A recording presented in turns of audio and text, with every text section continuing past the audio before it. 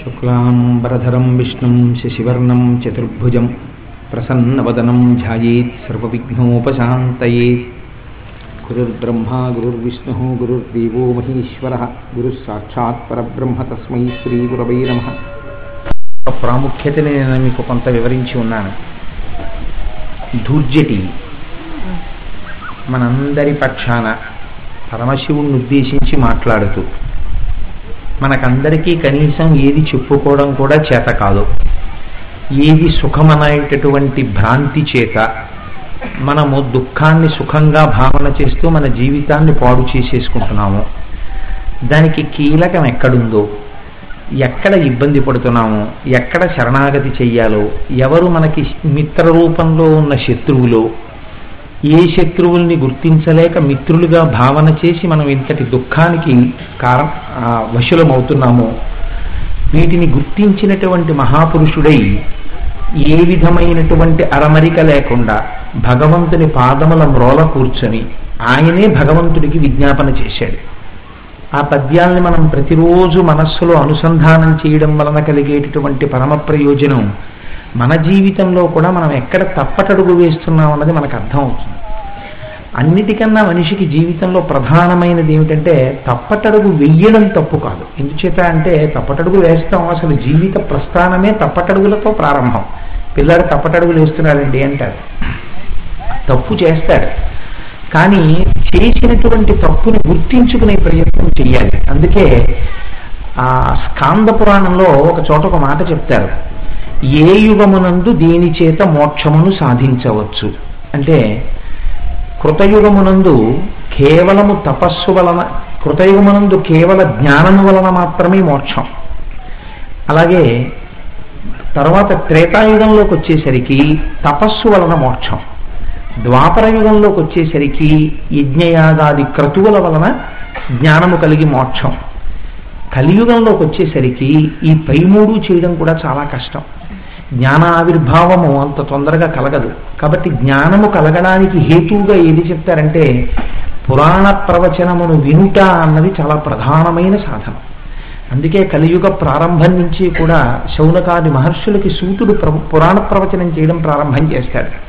కాబట్టి పురాణ వాక్యాన్ని వినడం, విన్నటువంటి వాక్యము వలన మన జీవితాన్ని దిద్దుకోగలగడం, మహాపురుషులై సాహిత్యాన్నంతటినీ మథనం చేసి దాన్ని తమ జీవితాలకి అన్వయం చేసుకుని తాము ఎక్కడ తప్పు చేస్తున్నామో ఆ తప్పుని తీసుకెళ్లి భగవంతుడికి చెప్పి, ఈశ్వర ఇక్కడ తప్పు జరుగుతోంది, ఈ తప్పుని మేము దిద్దుకోలేకపోతున్నాం, ఇది ఎంత గమ్మత్తుగా ఉంటుందంటే ఈ తప్పు, ఇది తప్పు అని కూడా మనకి ఎరుకలోకి రావట్లేదు, రాకుండా అది చాలా సుఖహేతువుగా చాలా సంతోషదాయకముగా మనకు అనిపిస్తోంది.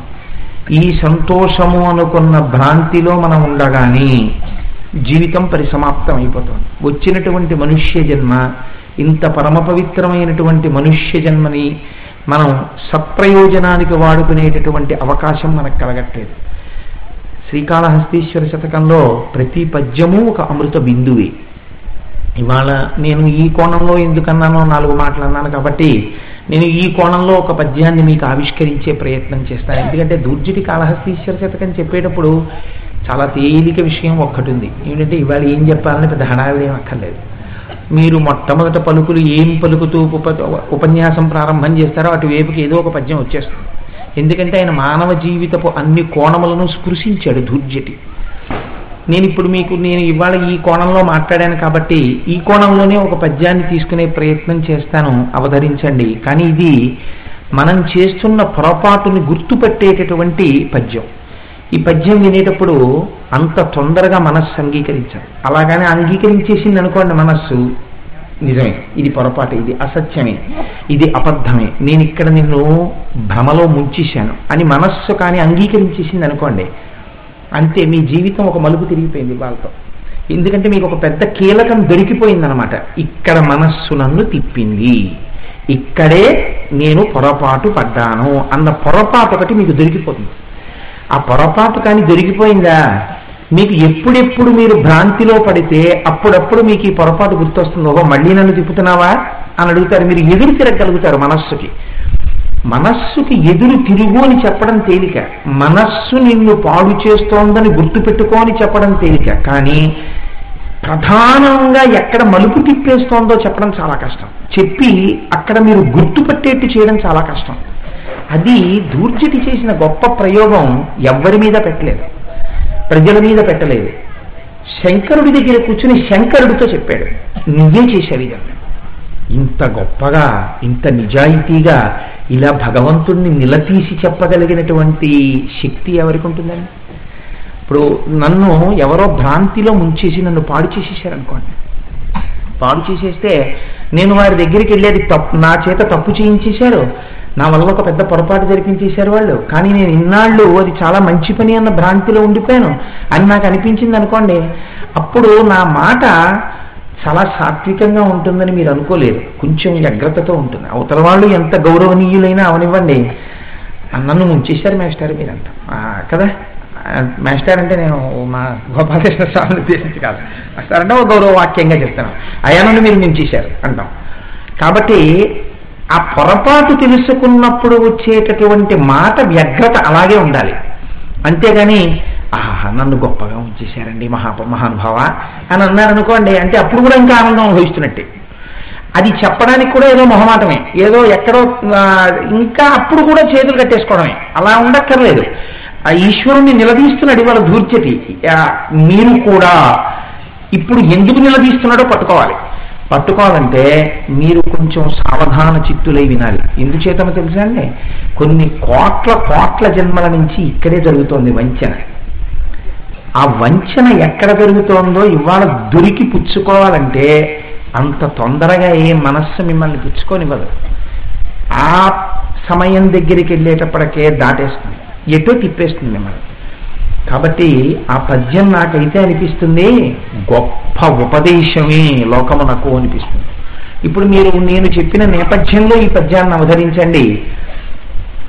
శంకరుడి దగ్గరికి వెళ్ళి దూర్జటి కూర్చున్నాడు. శంకరుడి దగ్గరికి నేను ఎందుకు అనగలుగుతున్నానంటే ధైర్యంగా, మనమైతే ఏమంటామంటే శివాలయంలో శివుడి విగ్రహం దగ్గర కూర్చుని ఉంటాం. మన బతుక్కి ఎప్పుడు విగ్రహాలే, మనకి ఎప్పుడు శివుడి దగ్గర కూర్చోవడం, వెంకటేశ్వరుడి దగ్గర కూర్చోవడం మనకి చేత కాదు. ఎందుకంటే మనకి విగ్రహాలే కనపడతాయి, మనకి స్వామి కనపడతాయి కదా, మనకు ఆ భావన ఉండదు అసలు, అదృష్టవంతులం. కాబట్టి మనం ఏం తప్పులు చేసేసినా అది విగ్రహం కదా, మనం ఏం చేయదని మనకు ఒక గొప్ప నమ్మకం, అదొక గొప్ప విశ్వాసం, చాలా ధైర్యాన్ని ఇస్తుంది మనకి పూనికని. ఆయన భగవంతుడు అని అన్న భావన మీకు ఏర్పడిపోయింది అనుకోండి, మీకంటే నాలాంటి వాడికి తప్పు చేయడం కష్టం కదా, అయ్యో భగవంతుడు ఉన్నాడు ఎలా చేస్తాం అనిపిస్తుంది. అదే అదేంటంటే విగ్రహం అంటే చాలా తేలిక చేసేయచ్చు. కాబట్టి దూర్జటి అలా కూర్చున్నాడని నేనంటే, శివాలయంలోకి వెళ్ళి శివుడు విగ్రహం ముందు కూర్చున్నాడండి అని నేను అన్నాను అనుకోండి, ఇంకా కాళహస్తీశ్వర శతకం నేనేం చెప్పను, నేను దానికి అర్హత లేనివాడిని అయిపోతాను. ఆయన శివుడి ముందు కూర్చున్నాడు, ఆయనకి కాళహస్తీశ్వరుడు యొక్క శివలింగాన్ని ఆయన చూడటం లేదు, కాళహస్తీశ్వర రూపమైనటువంటి శివుణ్ణి చూస్తున్నాడు. శివుడి ముందు కూర్చుని మాట్లాడుతున్నాడు ఆయన. ఆయన అన్నాడు ఒక రోజున దూర్జటి, ఆలంచున్ మెడకట్టి దానికి అపత్య శ్రేణి కల్పించి తద్బాలవ్రాతము నిచ్చిపుచ్చుకొను సంబంధంబు చేయించి తత్మాలార్కంబున బాంధవంబనడి ప్రేమన్ కొందరిన్ తిప్పగా శీలం శీల ఒనొచ్చినట్లు చేసి తిగదే శ్రీకాళహస్తీశ్వర. ఎంత గొప్ప పద్యం అండి నిజంగా. ఎవరైనా అసలు వెనక్కి తిరిగి అలా చూసిన వాళ్ళు ఉన్నారా? ఆయన అన్నాడు శంకరుడితో, చాలా గొప్ప పని చేశారండి. ఏమిటి చేశారు మీరు మాకు ఉపకారం? ఆలంసున్ మెడకట్టి, ఒక ఆడదాన్ని తీసుకొచ్చి భార్య అని పేరు పెట్టి నా మెడలో కట్టారు. ఇది నేను మీకు ముందే చెప్పాను, కొంచెం వ్యగ్రతతో ఉంటుంది. ఇలా అనొచ్చా అండి శివుడి దగ్గరికి వెళ్ళి అంటే? ఆయన బాధది, ఆయన బాధ ఎంత ఉందో కడుపులో మీరు ముందు చూద్దరు. కానీ ఆలంసున్ మెడకట్టి, ఓ ఆడదాన్ని తీసుకొచ్చి భార్య అని నా మెడలో కట్టావు. మీరు చూడండి, ఎప్పుడైనా ఎవరికైనా కోపం వచ్చిందనుకోండి, ఏం చేస్తానండి మీరు అప్పుడు చెప్తే నన్నేను తీసుకొచ్చి నా మెడలో కట్టారు, అదేదో గొప్పదనుకుని తిరిగాను, నువ్వు ఇప్పుడు అనుభవిస్తున్నాను అంటాడు కనపడ్డప్పుడు. అలా శంకరుడితో అలాగే చెప్పాడు ఆయన. ఆలంచున్ మెడకట్టి, నా మెడకి తగిలించావు తీసుకొచ్చి. ఎందుకు అలా తగిలించావు, ఎందుకు నాకు తగిలించావు ఆడదాన్ని అంటే, అయ్యయ్యో నీ భార్య అయ్యా అన్నావు. పోనీ ఊరుకున్నావా? దానికి అపత్య శ్రేణి కల్పించి, అక్కడ మొదలైంది సంసారం, ఆడపిల్లలు మగపిల్లలు పుట్టారు. ఇక్కడ వేసేసాడండి దూర్జటి. ఎలా వచ్చిందో ఆయనకు ఆలోచన. ఆ తర్వాత నేను చేసిన పని ఎంత ఏమిటో తెలుసా? ఇంకా నా ఊపిరైపోయే వరకు తద్బాలవ్రాతము నిచ్చిపుచ్చుకొను సంబంధంబు చేయించి, ఇక్కడ పుట్టినటువంటి ఆడపిల్లకి ఆడపిల్ల అని పేరు పెట్టి, ఇక్కడ పిల్ల కాదండి అక్కడ తిరుగుతుందని ముందే చెప్పి, నాకు ఆడపిల్ల ఓ అబ్బాయి అండి అన్నా అని ఇక్కడ పుట్టినటువంటి ఆడపిల్లని వేరో ఇంటికి పట్టుకెళ్ళి ఇచ్చేసాను. ఇచ్చేసి ఇప్పుడు మా పిల్ల కాదండి, వాళ్ళ పిల్ల, వాళ్ళ కోడలు, వాళ్ళ ఇంటి పేరు, వాళ్ళ వంశం, వాళ్ళను ధరించే పిల్లండి, మా పిల్లే. కానీ మా ఇంట్లో ఒక్క వారం రోజులు ఉంచుకోవాలంటే వాళ్ళ అనుమతి ఉండాలి. ఇప్పుడు అమ్మ ఒక్క వారం రోజులు మా ఇంట్లో ఉంచుకుంటానమ్మా పిల్లని అని అడిగితే, అత్తమామలు ఒప్పుకుంటే, భర్త ఒప్పుకుంటే, ఇంకా ఎవరైనా దాని మీద అధికారం చెలాయించే వాళ్ళు లిస్టులో ఉంటే, అప్పగింతల్లో వాళ్ళు కూడా ఒప్పుకుంటే, అప్పుడు తెచ్చుకుని వారం రోజులు నా కూతురు నేను అట్టే పెట్టుకోగలుగుతాను. ఇది ప్రారంభం. కాబట్టి ఇక్కడ ఆడపిల్లని అక్కడెక్కడో ఇచ్చాను. పోను ఊరుకున్నానా? అక్కడ ఆడపిల్లని ఇక్కడికి తెచ్చుకున్నాను. తద్బాలవ్రాతము నిచ్చిపుచ్చుకొను సంబంధంబు వ్రాయించి చేయించి. ఎంత గొప్ప పని చేశావు ఆయ్. ఇక్కడ ఆడపిల్లని వాళ్ళ ఇంటికి ఇచ్చాను, ఇంకో ఆడపిల్లని మా ఇంటికి తీసుకొచ్చాను. ఆ అమ్మాయికి ఏం పేరెట్టాను? కోడలని పేరెట్టాను. ఇప్పుడు ఏమైంది? దీనివల్ల తత్మాలార్కంబున బాంధవంబనడి ప్రేమం కొందరిని తిప్పగా, దీనివల్ల ఓ పెద్ద తాడు ఒకటి వచ్చింది. ఏమిటి తాడు అంటే, ఎప్పుడైతే నా కూతురు మెళ్ళో ఒక ఆయన వచ్చి తాళి కట్టాడో నాకు ఓ తాడు ఒకటి పడింది. శీలలు పడ్డాయి ఇలాగా. ఏమిటా శీలలు? మా వియ్యంకుడండి, మా వియ్యపురాలండి, ఆ తర్వాత వియ్యంకుడు వియ్యపురాలి బంధువులు ఉంటారు, వాళ్ళకి సంబంధాలు కలపాలి. కలిపి ఒకవేళ మీకు చేత కాదనుకోండి, భార్యకి సహాయపడుతుంది పక్కన, అలా అనకూడదండి. వాళ్ళ ఆవిడ అన్నగారు మీకు బావగారు అవుతాడో, మీ వాళ్ళ బావగారు మీకు అన్నగారు అవుతాడో అనాలంటుంది. మీరు సంబంధం చేసే వరకు పేరు పెట్టి పిలవచ్చు, తప్పులేదు. సంబంధం చేసేసారనుకోండి, అప్పుడు పేరు పెట్టి పిలిస్తే మర్యాదకి తేడా వస్తుంది. అప్పుడు ఏమనాలి? ఆ బావగారు అనాలి, చెల్లాయి అనాలి. ఆ తర్వాత బావగారు తాలూకా వాళ్ళు ఎవరో ఉంటారు, వాళ్ళని ఏదో పెట్టి పిలవాలి. వీళ్ళని మీరు ఎలా పిలిచారో అలా కొడుకు వైపు వాళ్ళని పిలవాలి. మళ్ళీ ఈ కొడుకు వైపు వాళ్ళు, కూతురు వైపు వాళ్ళు, వాళ్ళకు కొన్ని శీలలు పడతాయి. ఈ శీలలన్నీ నాకు పడతాయి. ఆహాహా, ఏం ఉపకారం చేసేసావయ్యా, పుట్టింది ఒక్కన్నా ఇన్ని శీలలు వేసావా, ఇవన్నీ నాకు తెలియదు పడిపోతున్నాయని చక్కగా వేసేసావు. ఈ శీలలన్నీ ఎలా వేసావు? ఒక్కదాన్ని తెచ్చి కట్టావు మెళ్ళో. ఆలంచును మెడ కట్టి ఒక ఆడదాన్ని తెచ్చి పెట్టావు మెళ్ళో పెట్టి, ఇంకక్కడి నుంచి ఈ శీలను వేసేస్తున్నామని నాకు తెలియదు. శీలం శీల ఒనర్చినట్లు సగితే ఇక మళ్ళీ ఊడుతుంది ఏంటి శీల? ఒకసారి పిల్లనిచ్చుకున్న తర్వాత మిమ్మల్ని తిట్టినా సరే ఆయన ఏమన్నా మా అల్లుడు గారనే చెప్పాలి. లేకపోతే ఆ వియ్యాల వారు మీ మీద కష్టమన్నా మీరు ఏమనాలి, మా వియ్యాల వారంటేనే చెప్పాలి. ఒకవేళ మీ అదృష్టం కొద్దీ అల్లుడు కొడుకులా మీతో పాటు ఉన్నా సరే అల్లుడు గారనే చెప్పాలి. ఇంకా మళ్ళీ ఆ శీల ఊడుతుంది ఏమిటి? ఊడాలని కోరకూడదు కూడా. అందుకని ఏమంటాం? మా అల్లుడు గారండి అంటాం, మా వియ్యాల వారండి అంటాం, మా కోడలండి అంటాం, మా వియ్యాల వారండి అంటాం. ఇవన్నీ శీలలు పడ్డాయి. ఈ శీలల వల్ల ఏమైపోయింది నా జీవితం? ఏమైందో తెలుసా?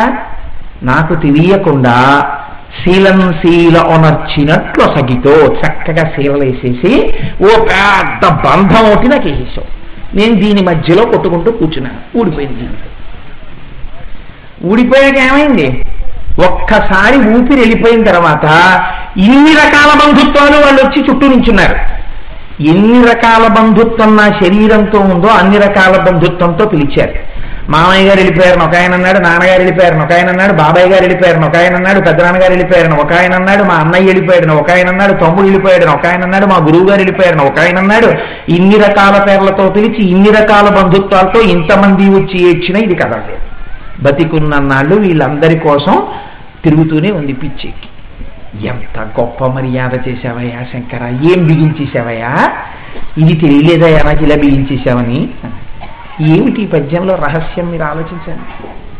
ఇదే మన జీవితంలో కూడా మనం పడిపోయిన పొరపాటు. కానీ మన అదృష్టం ఏంటంటే మనకు అసలు తెలియదు అలా పడిపోయామని. ఎంత సంతోషమో మనకి. చూడండి, ధూర్జటి గొప్పతనం ఎక్కడుందంటే ఆయన ఒక మాట అన్నాడు. ఎక్కడ మొదలు పెట్టాడు? ఆలంసును మెడ కట్టి. ఒక భార్యను తెచ్చి నా మెళ్ళో కట్టావు అంటే, నేను ఈ పద్యం చెప్పినప్పుడు ఆడవాళ్ళు నేను వీధికి దిగాక ఏం మీరు మిమ్మల్ని మా మెళ్ళో కట్టలేదా అని రక్కండి.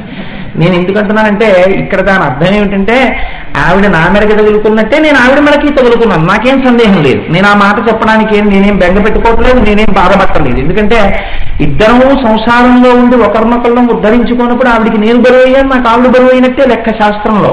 కాబట్టి ఆయన మర్యాదకు మాట అన్నాడు, పురుషుడుగా కూర్చుని మాట్లాడుతున్నాడు కాబట్టి ఆవిడికి నేను బరువు అయ్యానన్న మాట అంటే అర్థం ఉండదు. ఆవిడ్ని నాకు తగిలించావంటేనే అర్థం ఉంటుంది అక్కడ. అంతేగాని అక్కడ ఆడవాళ్ళని చిన్నపుచ్చడాలు, పురుషుల్ని గొప్పగా పెట్టేసుకోవడాలు ఇలాంటివి మళ్ళీ అమర్యాదకరమైన ఆలోచన చేయకండి. దుర్జటి ఎందుకు ఆలంసులు మెడకట్టి, ఈ మాటకి ఏమైనా కోపం ఎందుకు అసలు? దూర్జటికి ఎందుకు అంత మాట నాలి శివుడి దగ్గరికి వెళ్ళి? ఆయనకి ఏం తెలియదా? ధర్మశాస్త్రాలు తెలియవా? పురాణాలు తెలియవా? కావ్యాలు తెలియవా? రాయలవారి అష్టదిగ్గజాల్లో ఒకడా? అంతటి మహానుభావుడు వెళ్ళి నాకేమో మెళ్ళో కట్టావా తీసుకొచ్చి అంటాడు. ఆయన ఎందుకన్నాడు అంటే, మీరు ఇక్కడే కొంచెం వెనక్కి వెళ్ళి ఆలోచన చేయండి, పొరపాటు దొరికిపోతుంది. మనం ఏమంటాం? వివాహ మహోత్సవాహ్వాన శుభపత్రిక అని పిలుస్తాం. మన ఋషులండి ఎంత గమ్మత్తుగా మాట్లాడతారో, పిచ్చి పిచ్చి మాటలు మనకు ఉండవు. ఒక్క మాట వేశారంటే దాని వెనకాతలు ఎన్నో రహస్యాలతో పెడతారు. వివాహము దాని పేరు. వివాహము అంటే ఏమిటో తెలుసా అండి? వి అంటే విశిష్టమైనటువంటి దానిని, వాహము పొందుట. ఏది విశిష్టమైన దానిని పొందుట కొరకు మీరు సంసారమునందు ప్రవేశించుచున్నారు? ఏ విశిష్టమైనది మీరు పొందగలుగుతారు అంటే, వివాహము చేసుకోవడం వల్ల 3 విశేషమైనటువంటి వాటిని మీరు పొందుతారు. ప్రధానముగా ఒకటి పొందుతారు. అందుకే వివాహానికంతటికీ కూడా ప్రధానమైనటువంటి సంకల్పములో కూడిన మాట ఒక్కటే, ధర్మ ప్రజా సంప్రదర్థం, ధర్మబద్ధమైన సంతానమును పొందుట కొరకు. గృహస్థాశ్రమంలో ప్రవేశించి తాను పొందినటువంటి సంతానము ధర్మబద్ధమైన సంతానము తప్ప ఏ ఇతర ఆశ్రమములలో ఉండగా పొందినటువంటి సంతానమునకు ధర్మబద్ధమైన సంతానం అన్న పేరు లేదు. బ్రహ్మచారిగా ఉండి కొడుకుని కన్నాడు అనుకోండి, దోషమేది? అది కుదరదు. గృహస్థాశ్రమంలో ఉండి కొడుకుని కనాలి. అసలు ఎందుకు కనాలి? ఇది కోపం ధూర్జటికి. ఇక్కడ పట్టుకుంటున్నాడు, నిలదీస్తున్నాడు శివుణ్ణి, నువ్వే చెప్పావు అలా కనాలని. నేను ఎప్పుడు చెప్పానా నీకు అంటే, నువ్వేమన్నావు? 16 సంస్కారాలు ఉండాలన్నావు. ధర్మ, అర్థ, కామ, మోక్ష అని 4 పురుషార్థములని నువ్వే చెప్పావు. అర్థించి పురుషుడు పొందాలని చెప్పావు. కామమును శరీరము ఉద్భుతము చేసిన వాడి ఎవరిని? ఇదే. ఈ కామము ధర్మబద్ధము చెయ్యడం కోసం ధర్మబద్ధమైన కామము వలన అర్ధరూపమైన సంతానములు కని పితృరుణం నుంచి విముక్తి పొంది తన శరీరము పడిపోయిన తర్వాత కూడా తన కుమారుడు తన ఇంట్లో పూజామందిరానికి నీరాజనం ఇవ్వడానికి, గయాశ్రాద్ధం పెట్టడానికి, తన ఇల్లు పరంపరాగతంగా తంతువుగా కొనసాగుతూ ఈశ్వరార్చన చేయుట కొరకు, కామము వలన దేశమునందు సమాజమునందు భ్రష్టత్వము కలగకుండా ఉండుట కొరకు, ధర్మబద్ధమైన కామమును ఆవిష్కరించుట కొరకు నీవు ఒక ఆడదాన్ని చేపట్టాలని, ఆడది పురుషుణ్ణి చేపట్టాలని, వీళ్ళిద్దరూ కలిసి ధర్మబద్ధమైన సంతానమును కన్న తరువాత ఈశ్వరాభిముఖులు కావాలని నువ్వు నిర్దేశించావు. అక్కడ వరకు బాగుందా? కాబట్టి ఇప్పుడు అసలు పెళ్లి చేసుకోవాలని ఎవరు చెప్పారు? వేదం చెప్పింది. మీకు వివాహ కల్పన ఎక్కడిది? వేదంలోదే. వేదం చెప్పింది. వేదం అంటే ఏంటి? వేదము అంటే భగవంతుని యొక్క ఉచ్ఛ్వాస నిశ్వాస, ఆయన యొక్క ఊపిరి. కాబట్టి మనకి వేదమే ప్రమాణము. కాబట్టి ఇప్పుడు పెళ్లి చేసుకోవాలని ఎవరు చెప్పారు? నువ్వే చెప్పావు. కాళహస్తీశ్వర, పెళ్లి చేసుకో, లేకపోతే నీకు పితృరుణం తీరదు, నీకు ధర్మబద్ధమైన సంతానం కలగదు, తంతువుగా నీ సంతానం విస్తరించాలి, నీ వంశం పెరగాలి, ధర్మబద్ధమైన కామం ఉండాలి, అందుకు నువ్వు ఒక స్త్రీని చేపట్టని నువ్వే చెప్పావు. కాబట్టి ఇప్పుడు నా మెడ కట్టింది ఎవరు? నువ్వే. కామమును పెట్టిన వాడివి నువ్వే. దాన్ని ధర్మబద్ధం చెయ్యమని ఆడదాన్ని సృష్టి చేసిన వాడివి నువ్వే ప్రకృతిలో. ఆ ఆడదాన్ని చేసుకుని సంతానం కనమని చెప్పిన వాడివి నువ్వే సృష్టిలో. కాబట్టి ఇప్పుడు ఆలంసు మెడ కట్టి నాకు పెళ్ళాన్ని తీసుకొచ్చి మెడలో కట్టిన వాడివి ఎవరివి? నువ్వే. ఎంత ఆక్రోశం చూడండి. ఇలా ఒక గుడికి వెళ్ళి భగవంతుడి దగ్గరికి వెళ్ళి పరివేదన చెప్పుకున్నవాడు ఉన్నాడా ఆ లోకంలో? మా ధూర్జటున్నారు. ఆలంసు మెడ కట్టి పోనీ కట్టావు, అప్పుడు ఏమవ్వాలి? ఏదో ధర్మబద్ధమైన సంతానం కనాలి. ఇక్కడ పెట్టేశావయ్యా శంకరా చిత్రం. ధర్మబద్ధమైన సంతానము నా ఇంట్లో పూజా మందిరానికి పూజ జరగడానికి ఏది ఉండాలి? ఓ కొడుకు ఉండాలి. కానీ నువ్వేం చేశావు? అపత్య శ్రేణి కల్పించి కొడుకుల్ని కూతుళ్ళని ఇచ్చావు. ఇప్పుడు ఆ కొడుకులు కూతుళ్ళు కూడా పుట్టారు. నా పిల్లలే అని నేను పెంచుకుంటున్నాను, నా కొడుకుల్ని నా కూతుళ్ళని. కానీ ఈ ఇద్దరు పిల్లల్లో పుట్టినప్పటి నుంచి నా మనస్సులో ఒక భావన మాత్రం గట్టిగా ఉంది. ఏంటి? ఇందులో నా కొడుకు నా దగ్గరే ఉండిపోతాడు, లేదా నా కొడుకు దగ్గర నేను ఉండిపోతాను. నన్ను విడిచిపెట్టి మధ్యలో వెళ్ళిపోతుంది ఈ పిల్ల. ఏ పిల్ల? ఆడపిల్ల. ఈ నమ్మకం కూడా నాకే నువ్వు కల్పించావు. ఈ పిల్ల నీది కాదు, ఇక్కడ నీ దగ్గర పెరుగుతోంది, నీ ప్రేమ అంతా పెట్టి నువ్వు పెంచుకుంటున్నావు. కానీ ఈ పిల్ల ఒక రోజున నీ దగ్గర నుంచి వేరొక ఇంటికి వెళ్ళిపోతుంది. అలా నువ్వు కూడా ఏం చేస్తావు? పోనీ నీ ఇంట్లో ఆడపిల్లని వాళ్ళ ఇంటికి ఇచ్చేసావు, నా ఇంటికి ఇంకా ఆడపిల్లని నేను తెచ్చుకోను మహాప్రభో, నేను నా కొడుకు చాలంటే, నీ అమ్మ నువ్వు నాన్నగారండి మీరు అమ్మ చక్కగా ఉన్నారా, నాకు 26 వచ్చాయి 27 వచ్చాయి, నా పెళ్లి విషయం మీరు పట్టించుకోరా అంటాడు వాడు. కాబట్టి ఇప్పుడు మీరు ఆడపిల్లని తీసుకురావాలి. వాడి కోసమే తీసుకొస్తున్నారా, లేకపోతే ఇంకా ఏమైనా ఉందా ధర్మం అందులో? ఉంది. ఏమిటో తెలుసా అండి? తద్దినం పెట్టేది కొడుకైనా దీపం వెలిగించే అధికారం కోడలదే. కోడలు దీపం పెట్టకపోతే ఆ తద్దినం ముట్టదు అసలు పితృదేవతలకి. కాబట్టి భక్తి కలిగి పెద్దల యందు గౌరవం కలిగినటువంటి కోడలు ఇంటికి వచ్చిందా, ఆమె నడువడి చేత ఉత్తర పైన ఉన్నటువంటి పితృదేవతలని అత్తవారింటి వాళ్ళని ఉద్ధరించగలిగినటువంటిది అయి ఉంటుంది కోడలు. కాబట్టి ఇప్పుడు నేనేం చెయ్యాలి? నా కోడల్ని తెచ్చుకోవాలి. కాబట్టి ఇప్పుడు నేనేం చేశాను? ఒక కోడల్ని తెచ్చుకున్నాను. ఇక్కడ వరకు బాగానే ఉందయ్యా, ఇక్కడే పడిపోయాను. నా ధర్మం నేను నెరవేర్చేశాను, నా కర్తవ్యం అయిపోయింది. ఎక్కడైపోయింది? బిడ్డలు పుట్టగానే ఒక రుణం తీరిపోయింది, పితృ రుణం తీరిపోయింది. నా కర్తవ్యం ఏమిటి? వాళ్ళని చదివించడం. వాళ్ళని చదివించుకుంటూ ఇంకిక్కడి నుంచి నేనేం చేయాలి? ఈశ్వర మార్గమునందు ప్రస్థానం ప్రారంభం చేయాలి.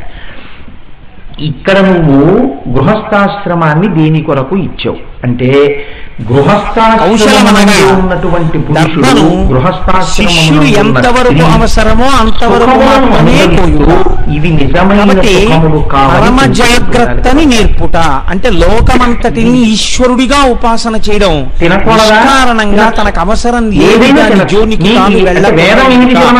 శాస్త్రం ఈశ్వరుడిని చేరుకోవడానికి ఎక్కవలసినటువంటి అపరిగ్రహము అన్న మాటతో మీకు అక్కరలేనిది ఏదైనా సరే నీవు కొనుక్కోవచ్చు.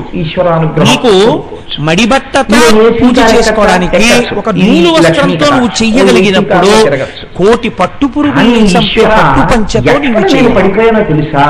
అపరిగ్రహము అనవసరముగా సృష్టిలో దేనిని తీసుకొనకుండా ఎవరు నేర్పుతారు? కౌశలాన్ని గురువు నేర్పుతారు. ఆడపిల్లని తెచ్చుకోవడం దగ్గరకు వచ్చేటప్పుడు గురువు శిష్యుడికి ఎలా నేర్పాడో ఉపాసన అంత అందంగా వీడి ఖాతాలో పడిపోయి ఉన్నటువంటి కొన్ని కోట్ల జన్మల నుంచి చేసిన పాపపుణ్యములన్న పర్వతములను కాశీలో అడుగు పెట్టగానే చూస్తాడు. వీడు కోటేశ్వరరావు, వీడికి ఏముంది పాపం, ఏముంది పుణ్యం, ఏమిటి వీడి గత జన్మ? ఓ ఆవు, అంతకుముందు ఓ కుక్క, అంతకుముందు ఓ నక్క, అంతకుముందు ఓ పంది. వీడి ఖాతాలో ఎంత ఉన్నది పాప పుణ్యములు ఒక్కసారి చూస్తా. తర్వాత అనంతముగా పడిపోయింది రాశి. ఈశ్వరుడు ఏం చేస్తాడో పంపించండి. ఆయన శివశబ్దం గురించి చెప్తూ చెప్పారు, నువ్వు ఇలా ఎందుకు చేశావని అడగగలిగిన మొనగాడు లేడు. తప్పకుండా కేవలము ఆ పట్టణములో అడుగు పెట్టినంత మాత్రం చేత కౌశలమున ఒడిసి కర్షణ కావించి సుడియ చేయ మీరు చేసిన కర్మల రూపములో నేను చేయడం వల్ల మిమ్మల్ని బంధించడానికి ఏర్పడినటువంటి పాపపుణ్యములను ఉత్తర క్షణమునందు కాశీ పట్టణమునందు అడుగు పెట్టగానే ధ్వంసం చేసేస్తాడు.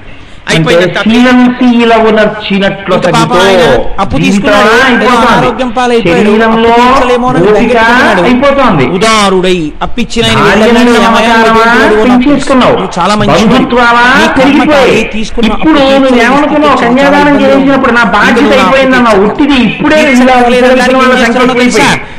అమ్మో అటువైపు నుంచి మళ్ళీ అడిగితే ఇదిగో ప్రో నోట్ ఇంత అయిపోయిన తర్వాత చదివించుకోండి అన్నారు అనుకోండి, ఇంకో పిడుగు అప్పు మళ్ళీ చదివించుకున్నానని రాసినటువంటి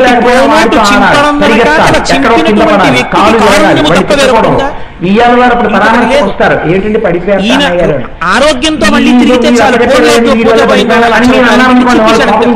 అందుకని ఏమిటంటే ఇచ్చిన డబ్బు తందే, నువ్వు ఎందుకు చింపేసావు, కోర్టులో కేసు ఎవడైనా పోలీస్ స్టేషన్ లో కేసు మాట్లాడారు, ఆ డబ్బు నా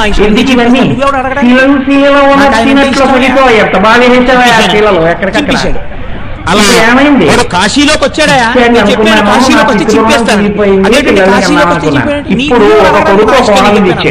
అది మొదటి పట్టణం. అది సృష్టి చేసినప్పుడు నేను ప్రతిజ్ఞ చేశాను, ఎవరిక్కడికి వస్తున్నాడో చేసేస్తానంతే. అందుకే కాశీలో ఉన్నాడు అనుకోండి, కర్మ చెయ్యాలి చేస్తాడు, కానీ పాపం మళ్ళీ వాళ్ళ పిల్లలు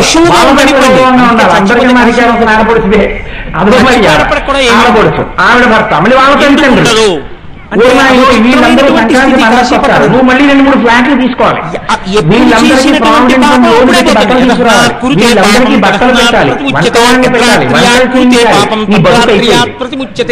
అని సంధ్యావందనంలో చెప్పినట్టు 6 నెలల ప్రిపరేషన్. ఉత్తరాయణం అంతా సంక్రాంతి ప్రిపరేషన్, దక్షిణాయనం అంతా ఉత్తరాయణంలో సంక్రాంతి ప్రిపరేషన్. కొత్తగా వచ్చిన మా కోడలి చంద్రహారం ఈశ్వర ప్రతిజ్ఞ. అందుకే మన వాళ్ళు సంసార బాధ్యతలు తీరిపోతే కాశీకి వెళ్ళిన వాడు కాటికి వెళ్ళినట్టే. ఈ శరీరం అక్కడ వదిలేయడానికి వెళ్ళిపోయేవారు, ఇంకా మళ్ళీ మనకి అవకాశం వస్తుంది ఏమిట్రా, ఎందుకు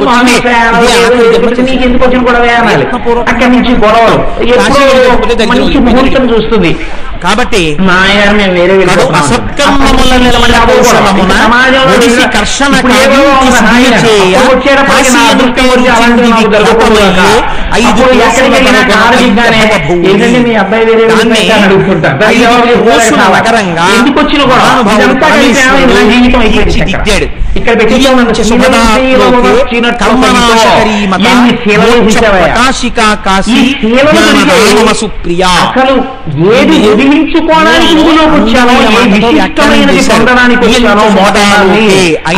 శివ శివ అంటే శుభమును చేయువాడు.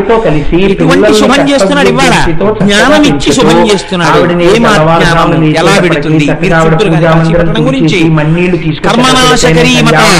అక్కడ చేసినటువంటి కర్మలన్నీ, కర్మల వలన జన్మించినటువంటి పాపపుణ్యములన్నీ దగ్ధమవుతున్నాయి. మోక్ష ప్రకాశిక కాశీ, మోక్షమును ప్రకాశింప చేసినది కనుక కాశీ. జ్ఞానదామ అది జ్ఞానం ఇచ్చేటటువంటి క్షేత్రము కనుక అది నాకు అత్యంత ప్రియమైనటువంటి పట్టణం. ఇప్పుడు ఈ 5 కోసల కాశీ పట్టణాన్ని సిద్ధం చేసి పరమాత్మ అన్నారు, పరమశివుడు ఇక్కడ తప్పించండి.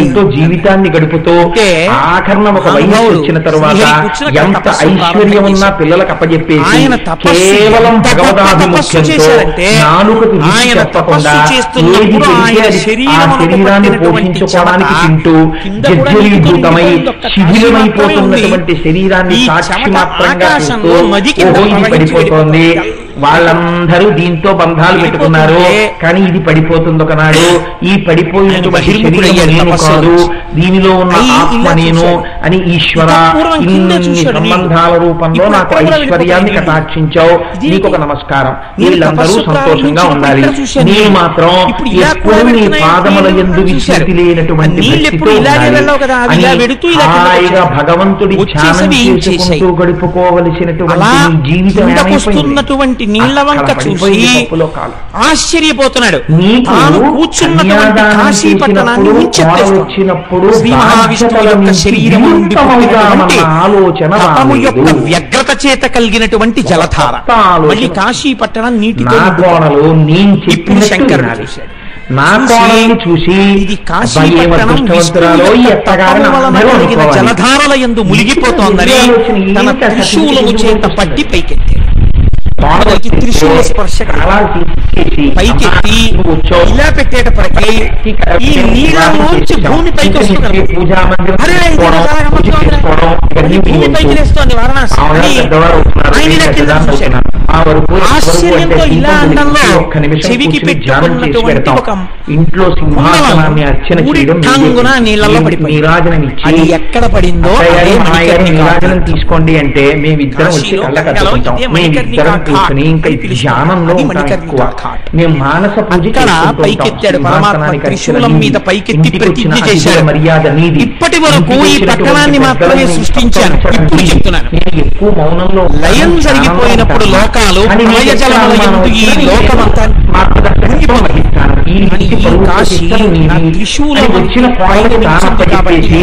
వెళ్ళిపోయినటువంటి కూతురికి వాళ్ళప్ప చెప్పేస్తే వీడు వాడు కూడా సంతోషంగా ఆ వియ్యాలారు ఈ వియ్యాలారు దర్శనం చేసుకుని సుఖంగా ఉండొచ్చు. దేవతల అప్పుడు ఆయన నిద్రలోకి వెళ్ళాడు. శ్రీమన్నారాయణ ఎంతసేపు అంటే నేను ఇప్పుడు మరింతగా ఈశ్వరుని వైపుగా నడవాలన్న ఆలోచన మర్చిపోయి వేదాన్ని ఆధారంగా కొత్త ఆలోచనలు మొదలెట్టాను. నా మనవాణ్ణి ఇంతవాణ్ణి చేస్తాను, అంతవాణ్ణి చేస్తాను, నేనే దగ్గరికి చేస్తాను, అక్కడ పెట్టేస్తాను. పరమశివుని యొక్క త్రిశూలం మీద పైకెత్తబడిన భూమి వారణాసి. శ్రీ మహావిష్ణువు యొక్క తపోధారలందు మునిగి పల్లి పైకి తేలిన భూమి నా జీవితం. వారణాసి అనబడేటటువంటి రెండు నదుల సంగమ క్షేత్రము వారణాసి. ఇప్పుడు ఏమైపోయింది? శంకరుడి యొక్క జటాజూటం మీద పడి అక్కడి నుంచి కిందకి ప్రవహించి వచ్చినటువంటి గంగానదీ చేతులు ఉడిపిడితో ప్రవహించినటువంటి భూమి చేస్తున్న ప్రయత్నాలుగా పిల్లల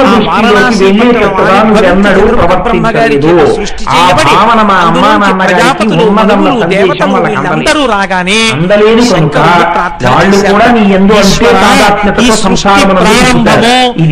గుణము సగుణమవడంతో మొదలైంది. స్వతంత్రం కావాలి, నీకు అధికారం కావాలి. ఇవి గొడవల కెడతాయి. అందుకే ఏమని చెప్పాడంటే ఆయన గొప్ప మాట అన్నాడో చూడండి. బాంధవమంబరి ప్రేమను కొందరి తిప్పగా అందరినీ తిప్పట్లేదు మళ్ళీ ప్రేమతో. ఇంకెవ్వరు చూసి ఏమవుతోంది? ఈ అతి ప్రేమ ఉన్నదే, అర్థం లేని ప్రేమ ఉన్నదే, ఇది ఒక నాటి ఏమవుతుంది? శంకరుడు శంకరుడు కావడి శంకరుడిగా వచ్చాడు కనుక అలా వచ్చినటువంటి అర్ధనారీశ్వర స్వరూపం ఎలా ఉంటుందో ఆయన దర్శనం చేశారు శంకరాచార్యులు.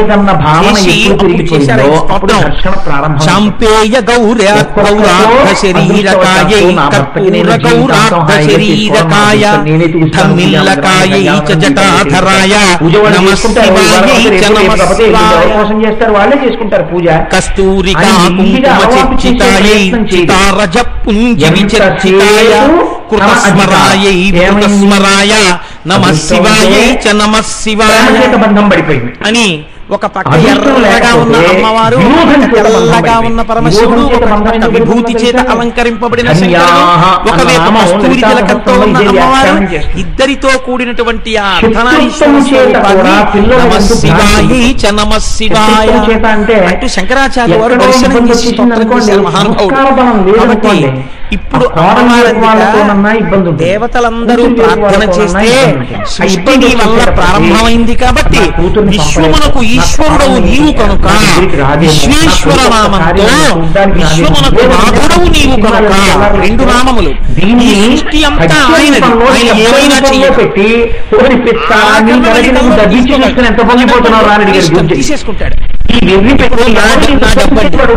జేబులు చొక్కా ఒకటి కుట్టించుకుని పెట్టుకున్నాను 10,000 రూపాయలు. అలా వెళ్ళిపోయి కాసేపటికి నా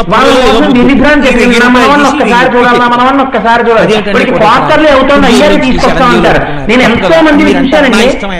నేను ఒక చోట ఒక వ్యక్తిని చూశాను. ఆవిడ నా ఇంట్లోనే ఇవాళ రాత్రి 2 గంటలకు కూడా రాత్రి 11 గంటలకు కూడా కూతురు కోసం ఇచ్చింది. ఒక్కసారి నా కూతుర్ని చూడాలనుందని కూతురికి నా ఎదురుగానే ఫోన్ చేశాడు. ఆ తల్లి మహర్షి గురించి ఫోన్ చేస్తే మా అమ్మాయికి జ్వరంగా ఉంది, నేను ఇప్పుడు రాలేను, అమ్మకి రాలేనని చెప్పి ఎద్దో నా కూతురికి జ్వరంగా ఉందని చెప్పేసి ఏంటంటే అమ్మాయి ఆవిడ కూతురు తలుచుకుని రాత్రి 2 గంటలకు తనదైన వాడికి లయకాలం ఒక్కసారి రాలేకపోయినమ్మా అని ఏడ్చింది. చాలా జాగ్రత్తగా గుర్తుపెట్టాలి. ఎవరి కోసం ఈశ్వర శబ్దాన్ని శివుడికి వాడింది. ఎందుకు ఈ అనుబంధాలు, ఎందుకు కాని వస్తువు మనస్సుని ఎక్కడో ఒక చోట మార్చి తీరకపోతే ఈ అనుబంధాలకి సంబంధాలకి అర్థం లేదు. వెళ్ళిపోవడానికి ఎక్కడుంది చెప్పండి అంతం. కాబట్టి ఉండడం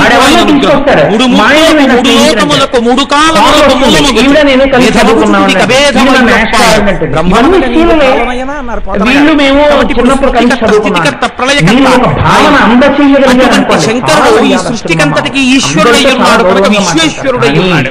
గంటల గంటలు ఆయన కూర్చుని శబ్దం చేసుకుంటారు.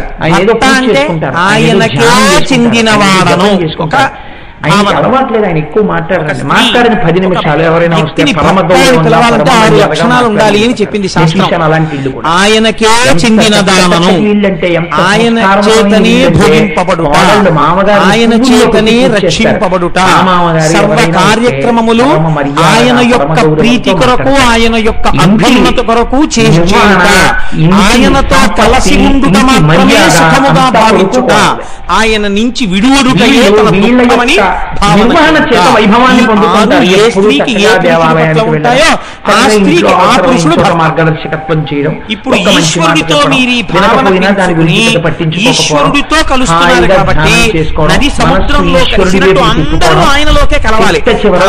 ఎవరైనా మిగిలిపోతే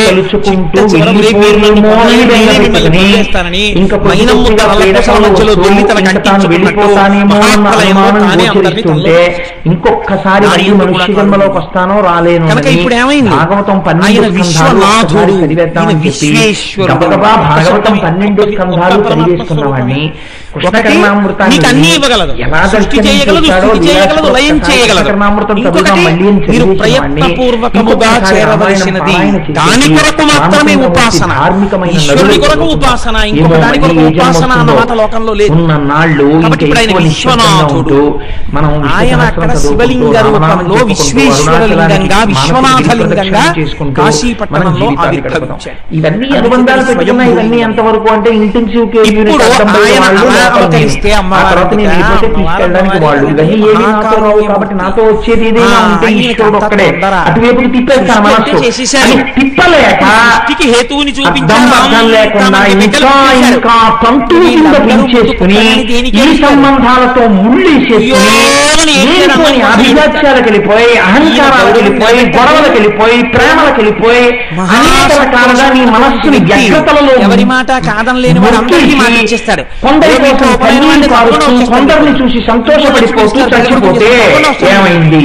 ఇంకోళ్ళు వచ్చి అయ్యా మా ఇంట్లో ఏదో రేపొద్దు ఐశ్వర్యం కోసం నువ్వు బెండ పెట్టుకు చచ్చిపోతే ఆ ఇంట్లో ఉన్నటువంటి ఐశ్వర్య సంపత్తి ఉన్న ఇనప పెట్టే కింద పావువో పేరువో జిర్రివో అవ్వాలి, తల పగిలి చచ్చిపోతాడు. అదే కాబట్టి అన్నింటికీ వచ్చేస్తానంటాడు. భూముల మీద ఇవన్నీ పెట్టుకుని చచ్చిపోతే అవి దున్నడానికి కుంటున్న ఎత్తు అయిపోతావు, నాగలి పెట్టి దున్నుకుంటాం. కాదు కాదు విపరీతమైనటువంటి వ్యామోహంతో చచ్చిపోతే భార్య పక్కనున్నా కూడా ఇంకా ఎవరి మీద భ్రాంతితో చచ్చిపోతాడు. ఒక్కొక్కడు గోడ మీద బెల్లైపోతాడు. ఏ భ్రాంతితో వెళ్ళిపోయిన వాడు ఏ రూపంలో మళ్ళీ వచ్చారో చెప్తుంది. మార్కండేయ పురాణం చదువుతుంటే ఒళ్ళు జలధరిస్తుంది. ఎందుకనేది మనస్సు తిప్పు. నీవు ఒక్కసారి నీ ఇంటి పిల్లని ఇచ్చేసినా ఏ ఇంటి పిల్లని తెచ్చుకున్నా తగ్గించుకునే ప్రయత్నం చేసుకో. అడిగితే పెట్టింది అమ్మ ఎందుకు అవుతుంది? ఏడవగానే పెట్టింది అమ్మ. వివాహం అంటే విశిష్టమైన దాన్ని పొందడానికి వచ్చాను ఇందులో అని మరిచిపోయి ఇదే జీవితానికి పెద్ద పరిపూర్ణత. భావన పొందేసి అమ్మా నాన్నగారితో నా మనవడి పెళ్లి చూడాలి, నా మనవరాలి పెళ్లి చూడాలన్నవాడే తప్ప ఇంకొకసారి రామాయణం 6 కాండలు చదివేయాలన్నవాడు. కానీ ఏమంటే ఇంకొక దక్షిణాయనం నాకు ఈశ్వరుడు అనుగ్రహిస్తే ఈ దక్షిణాయనంలో ఎన్ని నైమిషాలు ఉన్నాయో అన్ని నైమిషాలు చెయ్యాలని నాకు కోరికగా ఉంది. ఒక్క దక్షిణాయనం ఈయన చేత సృష్టింపబడిన ఈ సమస్త లోకానికి అన్నం పెడతాడు.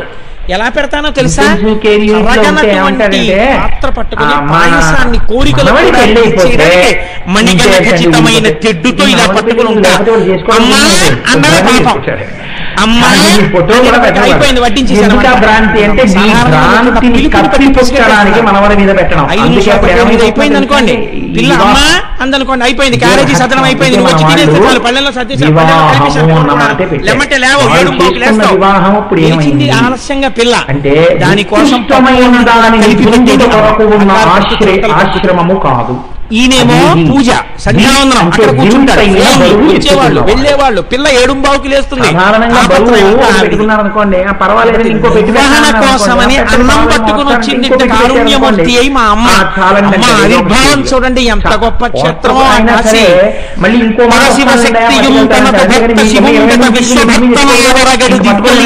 వాసము చెందుట చూచి తాను సంబరము దాల్చి చేరి శంకరు కలనం వసించే మునికాంతలేని చలంతి పొంగగా. ఇవన్నీ చాలా బాగున్నాయి, పద్యాలు వేసేశారండి. పరశివశక్తి భక్త శివుండట విశ్వభక్తనారగడు దివ్యలింగమయి వాసము చెందుట చూచి తాను సంబరమున అన్నపూర్ణయను నామము. నీకు వింతైన బరువు కూర్చుంటే అన్నపూర్ణనయ్య అందరికీ అన్నం పెడతానని నికాంతలందరూ సంతోషపడేటట్టుగా ఆ శివశక్తి ఏది సృష్టికి హేతువైందో అదే అన్నం పెట్టడానికి. మహానుభావుడు పేరాల దర్శనం చేశారు. మొరొక్కడు ఆరముగాయలతోడ నీ ఎక్కున పాలుదావా జగమంతయు బిడ్డలు కన్న తల్లి నీడెక్కడ నుండి చెప్పెదగో ఇనబింబము చంద్రబింబం పట్టక నీ రంబను తల్పక ఎంటర్టైన్ చేయడం. అమ్మా నీవు బిడ్డలమేగా, నీవు పుట్టిన వాళ్ళమేగా, మా అందరికి నువ్వేగా అమ్మవి, మేము బతకాలంటే నీ పాలు తాగాలిగా. క్యూలో నించుంటే మాకు ఒక ఆయన ఏనుగు ముఖంతో తాగేస్తున్నాడు, ఒక ఆయన 6 ముఖాలతో తాగేస్తున్నాడు. ఇద్దరు ఎవరు? ఒకరు విఘ్నేశ్వరుడు, ఒకరు సుబ్రహ్మణ్యుడు. వీళ్ళిద్దరూ తాగాక ఇంకే ఉంటాయమ్మా అని పిల్లలందరూ ఆకలితో నిలబడ్డారని అమ్మవారు వెంటనే చంద్రుణ్ణి తన స్థానములుగా సృష్టించారు. సూర్యబింబము చేత పంటలు పండుతాయి, సూర్యకాంతి చేత చంద్రబింబము చేత ఎక్కువ తినేస్తే వచ్చిన జబ్బు అందుచేత అమ్మవారి స్థానములుగా ప్రకాశింపచేసింది. కాబట్టి లోకము అమ్మవారు చేత పోషింపబడుతోంది, ఆ తల్లి చేత. అన్నపూర్ణతత్వాన్ని చూసి ఎటువంటి స్వరూపాన్ని పొందావమ్మా. వచ్చేది ఏదైనా ఉంటే నువ్వు చేసిన పాపం ఏమైనా ఉంటే వస్తాయి. అందుకే పరీక్ష ఎక్కడ ప్రారంభమైపోతుందంటే నాకు కాదు మొదలు. ఒక్కసారి కూర్చుని నిత్యానందకరీ వరాభయకరీ సౌందర్యరత్నాకరీ పావనకరీ ప్రత్యక్ష మాహేశ్వరి ప్రాళేయాచలవంశపావనకరీ కాశీపురాధీశ్వరి శాందేహృపావలంబనకరీ పూర్ణీశ్వరి అనేవారు. ఒకరు పెద్దలు ఉంటారు సభలో, అయ్యా ఒక్కసారి ఒక్క పద్యం పాడండి వారు ప్రారంభంలో ఒక్కసారి నిత్యానందకరీ వరాభయకరీ అని వారు పాడితే ఇప్పటికి ఎన్నో మఠాల్లో అన్నదానం జరిగే గోడల మీద సూర్యోదయానికి ముందు స్నానం చేయడం శంకరాచార్య ఆయన కనీసం ఒక్క పద్యం చదివి ఒక శ్లోకం చదివి ఇది నువ్వు జీవితాన్ని నిష్కారణమైనటువంటి సంబంధాల యందు అమ్మ 10,000 రూపాయలు నన్ను తిప్పి పాడు అన్న మాట అంటే బాగుండదని శీలం ఉనర్చినట్లు సహితో సేవ వేసేసి నన్ను బలే కట్టావు అమ్మా అని 10 మాటలు పిలవడమే. కడుపున పుట్టిన బిడ్డ ఎవరైనా చెప్పారు కదా అమ్మని అమ్మా అమ్మా అమ్మా అని 10 మాటలు పిలవకపోతే ఎందుకన్నాడు అమ్మని అమ్మ ఆయుర్దాయం తగ్గించిన వారే. ఇదే అడగదు మిమ్మల్ని అడిగితే ఒకవేళ నిజంగా అటువంటి తత్వం ఉంటే ఈ మాయ ఎవరు అనడానికి శాస్త్రం ఒప్పుకోదు. కుపుత్రోడు ఎవరి చేత శాసించబడుతుంది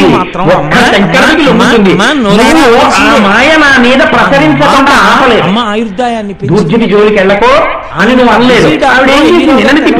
అమ్మగారి దగ్గరికి వెళ్ళి మంచం మీద కూర్చొని అమ్మా లేచాబట్టి శంకర పడిపోవడానికి కారణమేంటి? ఏం తింటాను రా షుగర్ విద్య వైపుకి నా మనసు గారి అమ్మగారు చాలా సంస్కారం మిమ్మల్ని పొగిడేటువంటి బంధుత్వాలు నమ్మకం ఏమీ లేదు. బాగా జ్ఞాపకం పెట్టుకోండి. ఆ తల్లి పెట్టుకోవలసింది. ఆ స్వామి అగ్నిహోత్రుడు పాచకుడై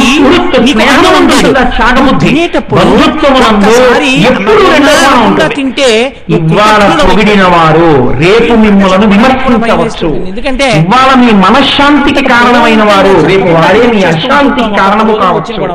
వచ్చేసి మళ్ళీ ఇది సభ చెప్పాలంటే కొంచెం భయంగా ఉంటుంది. నేను ఎన్నో కుటుంబాల్లో చూశానండి. మంచివారో మా అలవాటు చేయండి. మీ ఇళ్లలో శుభకార్యాలైనప్పుడు మొట్టమొదటి పంక్తి ఉందో మీరు పుస్తకం పట్టుకుని నిత్యానందకరి రామయకరి ఈ శ్లోకం వచ్చినా మీకు రాకపోయినా ఒక్క మాట చెప్పండి అన్నం పెట్టడం. ఆ ఇంట్లో పుట్టి పెరిగినటువంటి ఆడపిల్ల అన్ని విడిచిపెట్టి నీ ఇంటనే సుఖాలు పొందాలి. 10 మందికి అన్నం పెట్టడానికి ఎక్కడ సుఖపడుతుందన్న చాగబుద్ధి నీకు రాలేదు. అందుకని దుఃఖం వచ్చింది. అలాగే ఆ ఇంటి పిల్ల ఎక్కడ సుఖపడుతుంది? వాల్మీకి మహర్షి రామాయణంలో పిల్లని కోడలుగా వచ్చిన పిల్లని ఆ పిల్లని వచ్చింది నాన్న మన ఇంటికి ఆదరించారు అని నువ్వు అన్ని గంగ అవతరించినప్పుడు అందులో స్నానం చెయ్యలేక నీళ్లు తీసి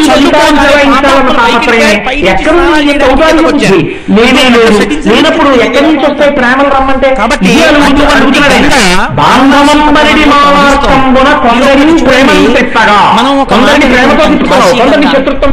ఎవరైనా గంగ పట్టుకొచ్చారని ఎందుకు వచ్చింది మోహం అంతా? ఈ అజ్ఞానం అంతా లోపల వీటన్నింటినీ ముందే తెలుసుకుని విడివడి ఉందాం, నేను ఈశ్వరారాధనం వైపు తిరుగుదాం అన్న భావన నాకు ఎన్నడూ కలగలేదు. ఇది నా తప్పు శంకర. కాబట్టి నువ్వేం చేస్తావు? చాలా జీవితం అయిపోయింది. శాస్త్రంలో మర్యాద ఉందా? చాలా మందితో గౌరవం పెట్టుకున్నాను, చాలా మందితో స్నేహాలు పెట్టుకున్నాను, చాలా మందితో బంధుత్వాలు పెట్టుకున్నాను, చాలా మందితో చిచి వారెందుకు పనికి వస్తాడనిపించేసుకున్నాను. రెండు వచ్చేసాయి నాకు. నీడలు దక్షిణానికి ప్రయాణం చేయడం మొదలుపెట్టి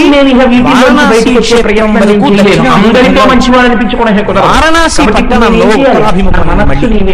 మనం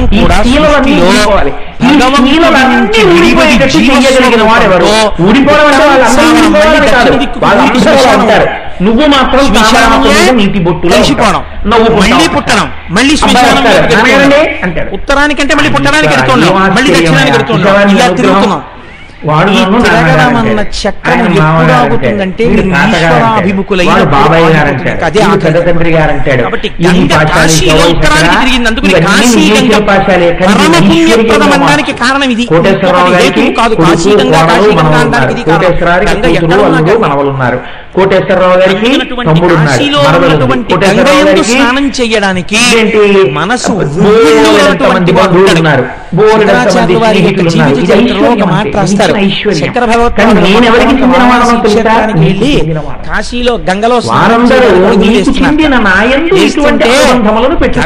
తరంగములు ఎంతో సంతోషంగా ముందుకొచ్చేట. ఎందుకని ఆనాడు ఎవరు తల మీద పట్టి ఇంత పవిత్ర నన్ను చేసి లోకము యొక్క పాపములు కడగడానికి కావలసిన శక్తిని కటాక్షించాడు, వాడిప్పుడు లోకమునకు మర్యాద నేర్పడం కోసం అని చెప్పి ముక్తి మార్గాన్ని ఉపదేశం చెయ్యడం కోసమని ఒక గురువుగా వచ్చి వాడే నా ఎంత స్నానానికి వస్తున్నాడని పొంగిపోయింది ఆ రోజున గంగా తరంగాలు. అటువంటి గంగా చంద్రశేఖరులు ఎన్ని మాటలు స్నానం చేశారో, ఎంతమంది ఎత్తులు చేస్తారో, ఎంతమంది సన్యాసులు చేస్తారో, ఎంతమంది పండితులు చేస్తున్నారో, ఎంతమంది మహాపురుషులు చేస్తున్నారో, అటువంటి గంగ యందు మనం కూడా స్నానం చేయగలగడం జీవితంలో అదృష్టహేతు.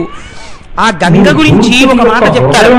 కాశీ గంగ గురించి కాశీలో గంగా స్నానానికి వెళ్ళాలి, గంగా స్నానానికి వెళ్ళాలి, గంగా స్నానానికి వెళ్ళాలి అనుకుని అనుకుని అనుకుని వెళ్ళలేక జీవితంలో వెళ్ళడానికి మార్గం దొరకక ఇక వెళ్ళలేనన్న స్థితి వచ్చేసినటువంటి వాడు కన్నుల నీరు కారుతుండగా అయ్యో గంగా స్నానానికి వెళ్ళలేకపోయాడని ఆ గంగా స్నానంబునకే గంగా లేని మనుషుడెంత గంగాయుధముతో గంగాయని సాగంగా బాయగలడు సర్వాఘములన్. అందుకే మీరు ప్రపంచంలో కాశీ గమనిస్తే అందరికన్నా సులభుడై మిమ్మల్ని మీ దగ్గరికి రావడానికి ఆయన పెట్టుకుని దిగిపోతుంటాడు. ఆయన అంత వెళ్ళలేకపోయాడు. ఆ గంగా దమితో 70 ఏళ్ళు ఆభిముఖ్యం కలగలేదు. విపరీతమైన కోరుకుతో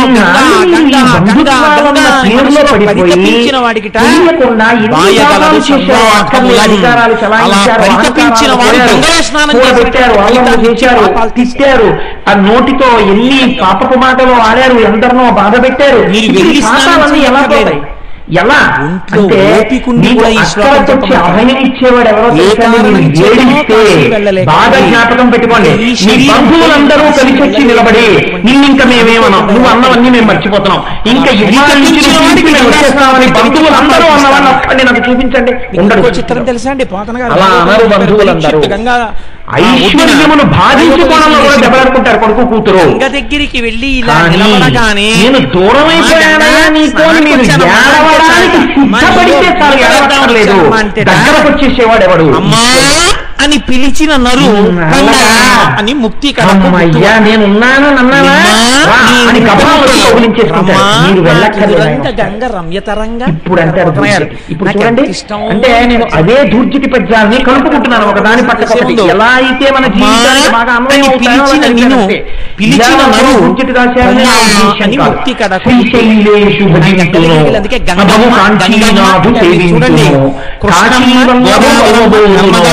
మహాకాళేషు పూజింతును నా శీలం బనువైన నిర్మలుసు రక్షింపదే నీ కృపా శ్రీ శృంగార విలాసహాసములచే శ్రీకాళహస్తీశ్వర. ఈ పద్యం అంటే మనకి జీవితంలో ఒక గొప్ప అభయం. ఈ పద్యం చదువుకున్నవాడు ఈ ముందు పద్యంతో అన్వయం చేసుకుని జీవితానికి ఒక కొత్త కోణాన్ని తొడుక్కోవాలి. కాబట్టి ఉన్నదే అమ్మా అని పిలిచిన పాపాత్ముడైనా సరేట నమ్మి అమ్మా నువ్వు నన్ను రక్షించగలవమ్మా అంటే చాలట అని ముక్తి అని ముక్తి ఇచ్చేస్తా. పాపాలు ఎంత ఆశ్చర్యంగా మాట్లాడతారు.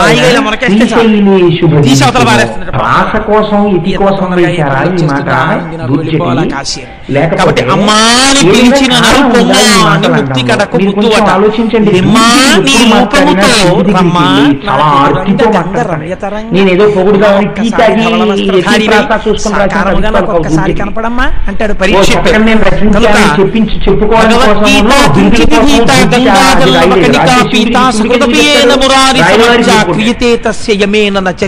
శివుడితో మాట్లాడుతున్నాడు.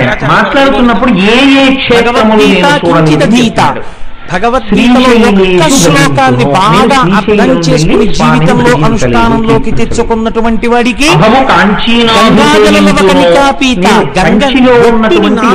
వేసుకున్నటువంటి వాడికి మనపూర్వకంగా అర్చన చేసినటువంటి వాడికి నేను మహాకాళేశ్వరంలో ఉన్నటువంటి మహాకాళేశ్వరుని పూజించలేదు. అసలు వాళ్ళు రారు కాబట్టి ఈ 4 వాళ్ళు భయంకరమైన రూపాలు చూసి అంటే నేను బాబా రాను చూడలేదు కనుక చక్కగా శివపార్షదులో విష్ణు పార్షదులో వచ్చారనుకో ఏమంటాం సాధారణంగా కాబట్టి నేను ఆ మెట్టు కట్టాను, చీపురు కట్టించాను, ఇవన్నీ చేశాను కాబట్టి నువ్వు నన్ను ఎందుకు అనుగ్రహించవు. ప్రతివాడు దూర్జటి గొప్పతనం చూడండి, నేను ఇవి చేయలేదన్నాడు. నా శరీరం ఈ అస్థికలు నిమజ్జనం అవ్వాలని కోరుకుంటూ భారతదేశంలో అన్ని కోట్ల మంది యొక్క పడిపోయాను అనుకున్నప్పుడు నేను జ్ఞాపకంలో గౌతమి నది ఒడ్డున నిలబడి అర్థంతో వినకూడదు. అయితే పిల్లలు వైరాగ్యాలతో మాట్లాడకూడదు. అందుకే మనకి దక్షిణాయనంలో మీరు పని చెయ్యాలి. రేపు నిలబడి ఉన్నారు. నేను యథాలాపంగా నా పట్టుదలతో ఇలా పుట్టని ఎగిరివేస్తా, ఈ నది మూక పట్టి వేసి ఒక మాట అడుగుతారు, నాకు మూకని ఇమ్మని అడుగుతారు. ఉంటాయో తొందరగా ఈ మూకని తీసుకుని నాకు మూకని ఇయ్యని అడుగుతారు. అలా అడగాలి పురుషార్థం. నాతో ఒక ఆశ్చర్యం, నేను ఒక్కడ పుట్టినప్పుడు తర్వాత ఈ విషయంలో లాబొరేటరీస్ లో టెస్ట్ తర్వాత నాకు ఒక కొడుకు కూతురు, గంగా జలాలకి త్రయంబకంలో ఎలా పెరగాలి, నా కూతురు పక్కన అతి తొందరగా అప్పుడు మేము 5గురం, నా కొడుకు పక్కన కోడలు రావాలి, మేము 6గురం, అప్పుడు మా బియ్యాల వారు ఇద్దరు రావాలి, 10 మంది, మా ఫ్యామిలీ ఫోటో పెరగాలి, ఆ తర్వాత మా కాళ్ళ కట్టిన కూర్చోడానికి 4 మనవాళ్ళు రావాలి, 8, 18. మన ఇంట్లో భగవద్గీత అధ్యాయాల సంఖ్యలో ఓ 18 ఫ్యామిలీ ఫోటో అవ్వాలి. ఆ తర్వాత ముని మనవలు పుట్టాలి, ఈ మనవలకి పెళ్లిళ్ళు అవ్వాలి, అప్పుడు వాళ్ళు రావాలి. శక్తి నిజంగా జలాలకి పెరగాలని మీరు మూకనిచ్చి తంతువుగా మీ వంశం పెరగడం మీరు అడగాలి. అంతేగాని నా పిల్లలు చెప్పారు కదండి,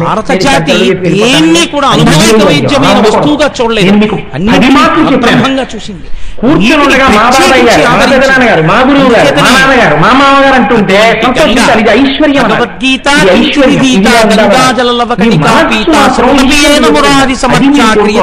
అంతేగాని ఇవన్నీ ఎందుకంటే అయితే తెంచేసుకుంటాను చెప్తారు. కాబట్టి అంటే అంటున్నాడు ఆయన, శాస్త్రంలో భార్య అంటే ప్రాధాన్యత కలిగినటువంటి మాట ఒకటి చెప్తారు. ఏంటది? భార్య నువ్వు నీ పిల్లలతో, నీ కూతురుతో, నీ అల్లుడితో, నీ కొడుకుతో, నీ కోడలతో, నీ మనవలతో వెళ్ళవలసినవి కొన్ని ఉన్నాయి. అది వెళ్ళలేదు మనిషి, మిగిలినవన్నీ చేశావు, ఏమి చెయ్యలేదు. ఇప్పుడు మన తరపున మాట్లాడుతున్నాడా, మనందరిలా మాట్లాడుతున్నాడా, లేకపోతే విచిత్రంగా మాట్లాడుతున్నాడా? దూర్చిటి అంటే మహానుభావుడు శంకరుడి దగ్గరికి నిజాయితీతో మాట్లాడుతున్నాడు. ఆయన అన్నారు, నేను శ్రీశైలేషు భజింతునో, నేను శ్రీశైలం వెళ్ళలేదు. చేతకాని మొగుడిని ఎదురు తిరిగితే భర్తని చంపుకు తిన్న పాపం ఉన్న పిల్లం. అభము కాంచీనాథు సేవించును, నేను కంచి వెళ్ళలేదు. మీరు రక్షింపబడతారు, ఎందుకంటే నేను కాశీ వెళ్ళలేదు. కాబట్టి పురుషుడు భార్య విశ్రాంతి స్థానం, నేను కాళేశ్వరం వెళ్ళి నేను మహాకాళేశ్వరం పురుషుడి యొక్క రాసుకున్నావా, ఈ నాలుగు చెయ్యవలసిన పనులు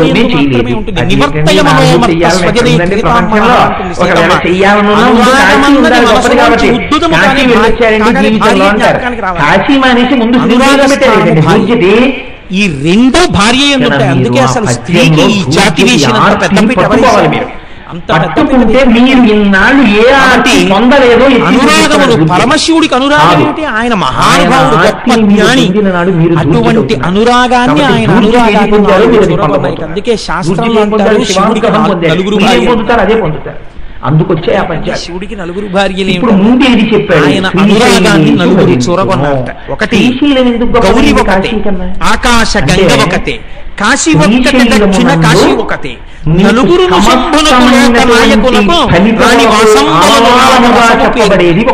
రాగరసం చేత, అనురాగం చేత, ప్రేమ చేత, ఆయన యొక్క హృదయాన్ని చూరగొనడం చేత ఈ 4 భార్యాస్థానాన్ని పొందారు. ఎవరు? గౌరీ ఒక్కటే. అమ్మ పేరు చెప్పకపోతే ఇంకేమైనా ఉందా? ఎందుకు అసలు గౌరీనామం వచ్చిందో, పెళ్లిళ్లలో గౌరీ తపస్సు ఎందుకు చేస్తారో చెప్తాను. గౌరీ ఒక్కటే, ఆకాశ గంగ ఒకటే. పక్కన ప్రవహిస్తున్నటువంటి ఆ గంగ అంటే శంకరుడికి అంత ఇష్టం. అంటే కాశీ ఒక్కటే, కాశీపట్టణం అంటే ఆయనకు అంత ఇష్టం. కాశీ 70 ఏళ్లకి 2 కళ్ళు క్యాటరాక్ట్ అయిపోయిన తర్వాత వెళ్ళావా? వెళ్ళి శ్రీశైల శిఖరం చూస్తానని చెప్పి ఆ నంది దగ్గర తిప్పావా? తిప్పి ఇలా అన్నావా? దక్షిణ కాశీ ఒకతే, 4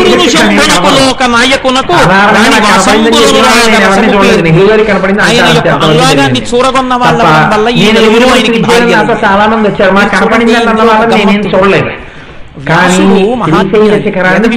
ఎలా చూడాలో తెలుసు. 18 పురాణములు శ్రీశైలం శివాలయంలోకి వెళ్ళినప్పుడు ఒక్కసారి అంతటి కాశీ పట్టణంలో పెద్దలైన వారు చూపిస్తే వెనకనున్న వాళ్ళ మెట్లగా ఉన్నటువంటి అటువంటి పరీక్షకి నిలబడగలిగినటువంటి వ్యక్తిగా విశ్వేశ్వరుడు నందుల్ని నమ్మి ఒక 7 రోజుల పాటు ఆయనకి అన్నం దొరకకుండా చేశాడు. 7 రోజులు అన్నం దొరకలేదు. బంగారు రంగులో మెరిసిపోతున్నటువంటి ఆ త్రిశూలాన్ని, దానికి ఆధారమైనటువంటి కలశాన్ని అక్కడ అడ్డున్న చెట్లు నల్లగా మెట్లగా ఉన్న బంగారు కలంగల మీద ఉన్నటువంటి త్రిశూలం మనోనేత్రమనందు కనపడాలి. కనబడితే లేదు కాబట్టి కాశీని చెప్పిస్తానన్నాడు. శ్రీశైల శిఖరం దృష్ట్యా పునర్జన్మ విద్యతే. నలుగురి భార్యల్లో అలా కనపడినంత మాత్రాన పునర్జన్మ లేకుండా ఉండాలంటే ఏం ఉండకూడదు, పుణ్యం ఉండకూడదు, పాపం ఉండకూడదు. కాబట్టి రెండు మూడు తరములందు లక్ష్మి పంచజనులకు కాశికా పట్టణమున. కాశీలో ఎవరుంటారో వాళ్ళకి 3 తరాలు డబ్బు లేకుండా పోతుంది. కాశీలో 3 తరాల వరకు మోక్షం రాకుండా పోతుంది. కాశీలో 3 తరాల వరకు విద్య లేకుండా పోతుంది. కాశీలో ఉన్న వాళ్ళకి, కాశీలో ఉన్న వాళ్ళు ఎవరైనా సరే ఇదే గతి పడుతుందండి. ఏమవుతుంది? కాశీలో పనికొస్తానండి. ఇది అటువంటి కాశీ నిర్జనమైపోయింది. ఇటువంటి శాపాన్ని ఇవ్వబోయాడు. పార్వతీ పరమేశ్వరుడు వాళ్ళే అడుగుతారు. మనం అందరి తరపున జగదంబ కనుక స్త్రీ అమ్మవారు అడుగుతుంటుంది అయ్యవారిని. అన్న తర్వాత శివుడు చెప్తుంటాడు. అందుకని లోకానికంతటికి గురువై మహానుభావుడైన చెప్తుంటాడు. అంతేకాని శివుడు చెప్పేటప్పుడు ఆయనకి పార్వతీదేవికి రాగద్వేషాలు గొడవలు ఇలాంటివి ఉండవు. అది ఒక ఉన్నటువంటి యవ్వనంలో ఉన్న చెలికెత్తె మీద భుజం మీద చెయ్యి వీసి పరపురుషుడితో మాట్లాడకూడదు కనుక ఆవిడన్ని నోరు తెరిచి లేదని ఇంత కోపింతురయ్యా కాశికాపట్టణము మీద కనినేయ అంటే కన్య పుట్టినవాడు కాశికాపట్టణము మీద కనికేయ కారణజన్ముడివి నీకు ఇంత కోపమా అన్న పుట్టలేదని నీ మనశుద్ధి తెలియంగా నీలకంఠుడు ఇంత చేసెను కాక నీ మనశుద్ధిని లోకానికి కోసమని నీలకంఠుడి పరీక్ష పెట్టాడు. తట్టుకోలేకపోగా కాశీ పట్టణాన్ని నాయకుడు సుబ్రహ్మణ్యుడు త్రెడ్డునందు కాలమనగా ఆతిథ్య మధ్యాహ్నం అయ్యేటప్పటికి కాశికా పట్టణంలో ఉన్నటువంటి ప్రతి వాడికి విశాలాక్షి ఇంత కళ్ళతో పిల్లలు అన్నంతో ఉన్నారు, ఆకలితో ఉన్నారేమో అని చూడడానికి వచ్చింది అన్నపూర్ణ. కళ్ళతో చూసి బంగారు పెట్టుతో అన్నం పెడుతోంది మధ్యాహ్నం. ఎక్కడ ఏ రూపంలో పెట్టిన అమ్మవారి పెడుతుంది. అటువంటి అన్నపూర్ణ క్షేత్రంలో మంగళకపోతే ఈశ్వరుడి యొక్క పరీక్ష అన్న అంటే కాశీని చెప్పిద్దాం అనుకున్నాను.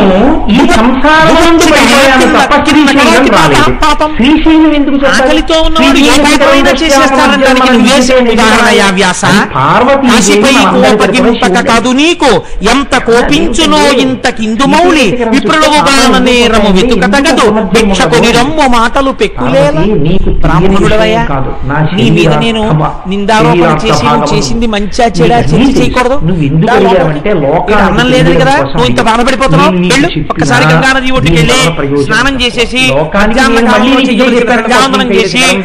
దానికి అభిషేకం చేసుకుని నీ శిష్యులతో రా అన్నం పెడతాను. వాళ్ళు చాలా మంది ఉంటారు. ఇది లోకానికి తెలియచేయడానికి మన ఇద్దరం ఒక పని చెప్తోంది. ఇవి అన్నం పెడతానని ఇంతమంది శిష్యులతో అనుమానపడ్డాడు. సరే ఇన్నాళ్ళకి పెడతానన్న మనిషి దొరికింది. వెళ్ళాడు, గంగా స్నానం చేశాడు, సంధ్యావందనం చేసుకున్నాడు, అభిషేకం చేసుకున్నాడు, శిష్యులతో కలిసి వచ్చాడు. అందరూ వచ్చి కూర్చున్నారు, పాత్రలు పెట్టారు, అందులో పెట్టేశారు. పరిశేచనానికి చేతిలో ఔపోసన నీళ్లు పోసేస్తున్నారు. అందులో దిగిపోతోంది ఊబిలోకి. మెల్లిమెల్లిగా దిగిపోతుంటే శ్రీశైల శిఖర దర్శనం చేసుకుని మెట్లు దిగుతున్నారు భక్తులు. పార్వతీదేవి వృద్ధకాంత రూపంలో కూర్చుని, అమ్మా నా భర్త పెద్దవాడు, నేను వృద్ధురాల్ని, చెయ్యిచ్చి లాగలేను, భర్త ఊబిలో దిగిపోతున్నాడు, ఏమైనా అయిపోతాడేమో భయంగా ఉంది, తల్లి మీలో ఎవరైనా కొంచెం చెయ్యిచ్చి లాగండి అమ్మా ఆయన్ని అంటోంది. అయ్యయ్యో మేము లాగుతామని వెళ్ళబోతున్నారు. ఆగండి, పాపము లేని వారు మాత్రమే ఆయన్ని ముట్టుకోవాలి. పాపం ఉన్నవారు ఎవరైనా ముట్టుకుంటే మాత్రం లేనిపోని ప్రమాదం పట్టుకున్న వాడికి వస్తుంది. అనగానే వీళ్ళందరూ అయ్యో నేను చేయకపోవటమ్మా ఎన్ని పాపాలు చేశానో అని సణుక్కుంటూ వెళ్ళిపోయారు. ఆఖరికి శ్రీశైల శిఖర దర్శనం చేసుకుని జీవిత పర్యంతము వ్యభిచారం చేయడం తప్ప ఇంకోటి తెలియనటువంటి వేశ్య కిందకి దిగుతోంది. ఈ భక్తులందరూ ఈవిడ కూడా వచ్చిందో ఈ శ్రీశైలి దర్శనానికి, ఏమన్నా జాగ్రత్త మీ చూపటి తిప్పకండి అని భర్తల్ని జాగ్రత్త చేసుకుంటూ దిగుతున్నారు. ఈవిడ ఒక్కటి నవ్వుకుంటూ దిగుతోంది. ఆవిడ వల్ల వాళ్ళకి ప్రమాదం ఏమో కానీ వాళ్ళ వల్ల ఆవిడకి ప్రమాదం ఏముంది, ఆదాయం తప్ప. అందుకని ఆవిడ సంతోషంగా అందరి మధ్యలో దిగుతోంది. ఈ లోకం ఎలా ఉంటుందో చూడండి, ద్వంద్వములు చిత్రంగా ఉంటాయి. రామకృష్ణ పరమహంస దీని గురించే మాట్లాడతారు. అందుకని దిగిపోతుంది ఆవిడ సంతోషంగా, వీళ్ళు భయంలో ఉన్నారు కానీ ఆవిడ సంతోషంగా ఉంది ఆవిడ. అందుకని ఎందుకు ఏడుస్తున్నా ఉన్నాడు. మా ఆయన దిగబడిపోతున్నాడమ్మా, కొంచెం పైకి లాగండి అంటే ఆవిడ నేను లాగుతాను. ఇప్పటి వరకు అందరినీ దింపేదే తెలిసి నాకు నువ్వు ఊబిలోకి, ఇవాళ ఒక్కరోజు నేను ఊబిలోంచి ఒకటి లాగుతానంది ఆవిడ. అంటే పార్వతీదేవి అండి అలా లాగడానికి కుదరదు, పాపం లేని వాళ్లే లాగాలమ్మా అంది. నాకేమన్నాయి, ఇప్పుడే కదా శ్రీశైల శిఖరం చూశాను. శ్రీశైల శిఖరం దృష్ట్యా పునర్జన్మ నవిద్యతే. మా స్వామి శంకరుడు చెప్పాడు ఈ మాట. ఆయన చెప్పాడంటే అది సత్యం కాబట్టి నేను చూశాను. కాబట్టి నా పాపాలన్నీ పోయాయి, నాకు పునర్జన్మ లేదు, నాకు పాపం లేదు, పుణ్యం లేదు. కాబట్టి నేను కాకపోతే ఎవరికి ఉంటే అర్హత, నేను లాగుతానని లాగేసి. శంకరుడు అన్నాడు, చూశావా పార్వతి, వాళ్ళందరూ చూశారు, అయినా మా పాపాలు ఉన్నాయని వాటినే పట్టుకుని వెళ్ళాడు. పోయాయిరా అన్న వాళ్ళు ఒప్పుకోలేదు, మాకు ఉన్నాయన్నారు వాళ్ళు. ఈవిడొక్కతే ఏమందంటే నాకేం లేవండి. కాబట్టి నేను చెప్పడం కాదు, వాళ్ళకి విశ్వాసం కూడా ప్రధానం. నువ్వు మనిషివిరా అంటే నేను పశువునండి అన్నవాడిని నేనేం చేయగలను ఇంకా. కాబట్టి నేను చెప్పాను పునర్జన్మన విద్యతే. వాడు మాత్రం చూసి కూడా నాకు చాలా పాపాలు ఉన్నాయి అన్నాడు. ఇలా నమ్మిన వాడు ఎవడున్నాడో వాడికి మాత్రం పునర్జన్మ లేదు. ఈ వేశ్యని నాలో కలుపుకుంటున్నానని శంకరుడు సాయుధ్యమోక్షం ఇచ్చాడు.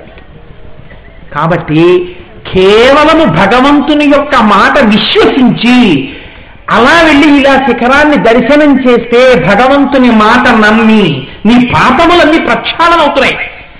అలా నువ్వు చూస్తే పొరపాట్ల రికార్డింగ్ అవదేమో పైనని మళ్ళీ అమ్మవారు సాక్షి పెట్టింది, సాక్షి గణపతిని. అయ్యా నేను వెళ్ళానండి శ్రీశైలం అని చెప్తే పొరపాటు నువ్వు వెళ్ళలేదో అంటారేమో అని సాక్షి గణపతి కన్న తల్లి విసద్గుణావతి శాంభవి. అంత గొప్ప శక్తి ఉంది కాబట్టి కొడుకు సాక్ష్యానికి కూర్చున్నాడు శ్రీశైలంలో. అంత గొప్ప క్షేత్రం శ్రీశైల క్షేత్రం. ప్రతిరోజు వసర సంధ్య వేళలో ఇప్పటికీ సాయంకాలం వేళ పార్వతీ పరమేశ్వరులు దిగేటటువంటి కొండ శ్రీశైలం కొండ.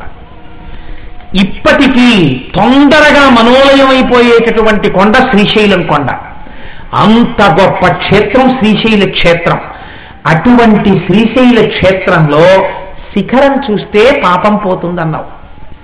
పనికి మారిన వాళ్ళందరితో మాట్లాడా, కానుకలిచ్చా, పిరియా, వాళ్ళతో ఉన్నా, ఎన్నో ఊళ్ళెళ్ళా, వాళ్ళని పిలుచుకొచ్చా, వీళ్ళని పిలుచుకొచ్చా, ఒక్కనాడు శ్రీశైలం మాత్రం రాలేదు. కాబట్టి ఇప్పుడు నా పాపం ఎక్కడుంది? నువ్వు ఎంత సులభుడవో నేనంత దూరం పారిపోయాను నీ దగ్గర నుంచి. నువ్వేమో ఇంకా దిగావు. పోన్లేరా శ్రీశైలం రావాలంటే ఘాట్ రోడ్లో బస్సు జర్నీ కదండి, ఒక రాత్రి అంతా బస్సులో కూర్చోలేమండి, మోకాళ్ళ నొప్పులు. 70 ఏళ్ళు వచ్చేసి శంకరుడు అన్నాడు పాపం. కానీ ఏం చేస్తాం, ఆ శిఖరం చూద్దామంటే మాకు మోకాళ్ళ నొప్పులు, కూర్చోలేమంతసేపు బస్సులో. ఏదో ట్రైన్ అయితే టాయిలెట్లు ఉంటాయి, అవి ఉంటాయి, ఇవి ఉంటాయి, షుగరు, 2 గంటలకు ఒకసారి ఏదో ఇబ్బంది వస్తూ ఉంటుంది. ఎక్కడ కూర్చోగలనండి, కూర్చోలేని, ఏం చెయ్యం, శ్రీశైలం వెళ్ళలేం. పోన్లేరా ఈశ్వరుడు అన్నాడు, అలా రాలేవా, శ్రీశైలం రాలేవా, మనస్సులో శిఖరాన్ని చూసి నందిలోంచి చూడలేవా?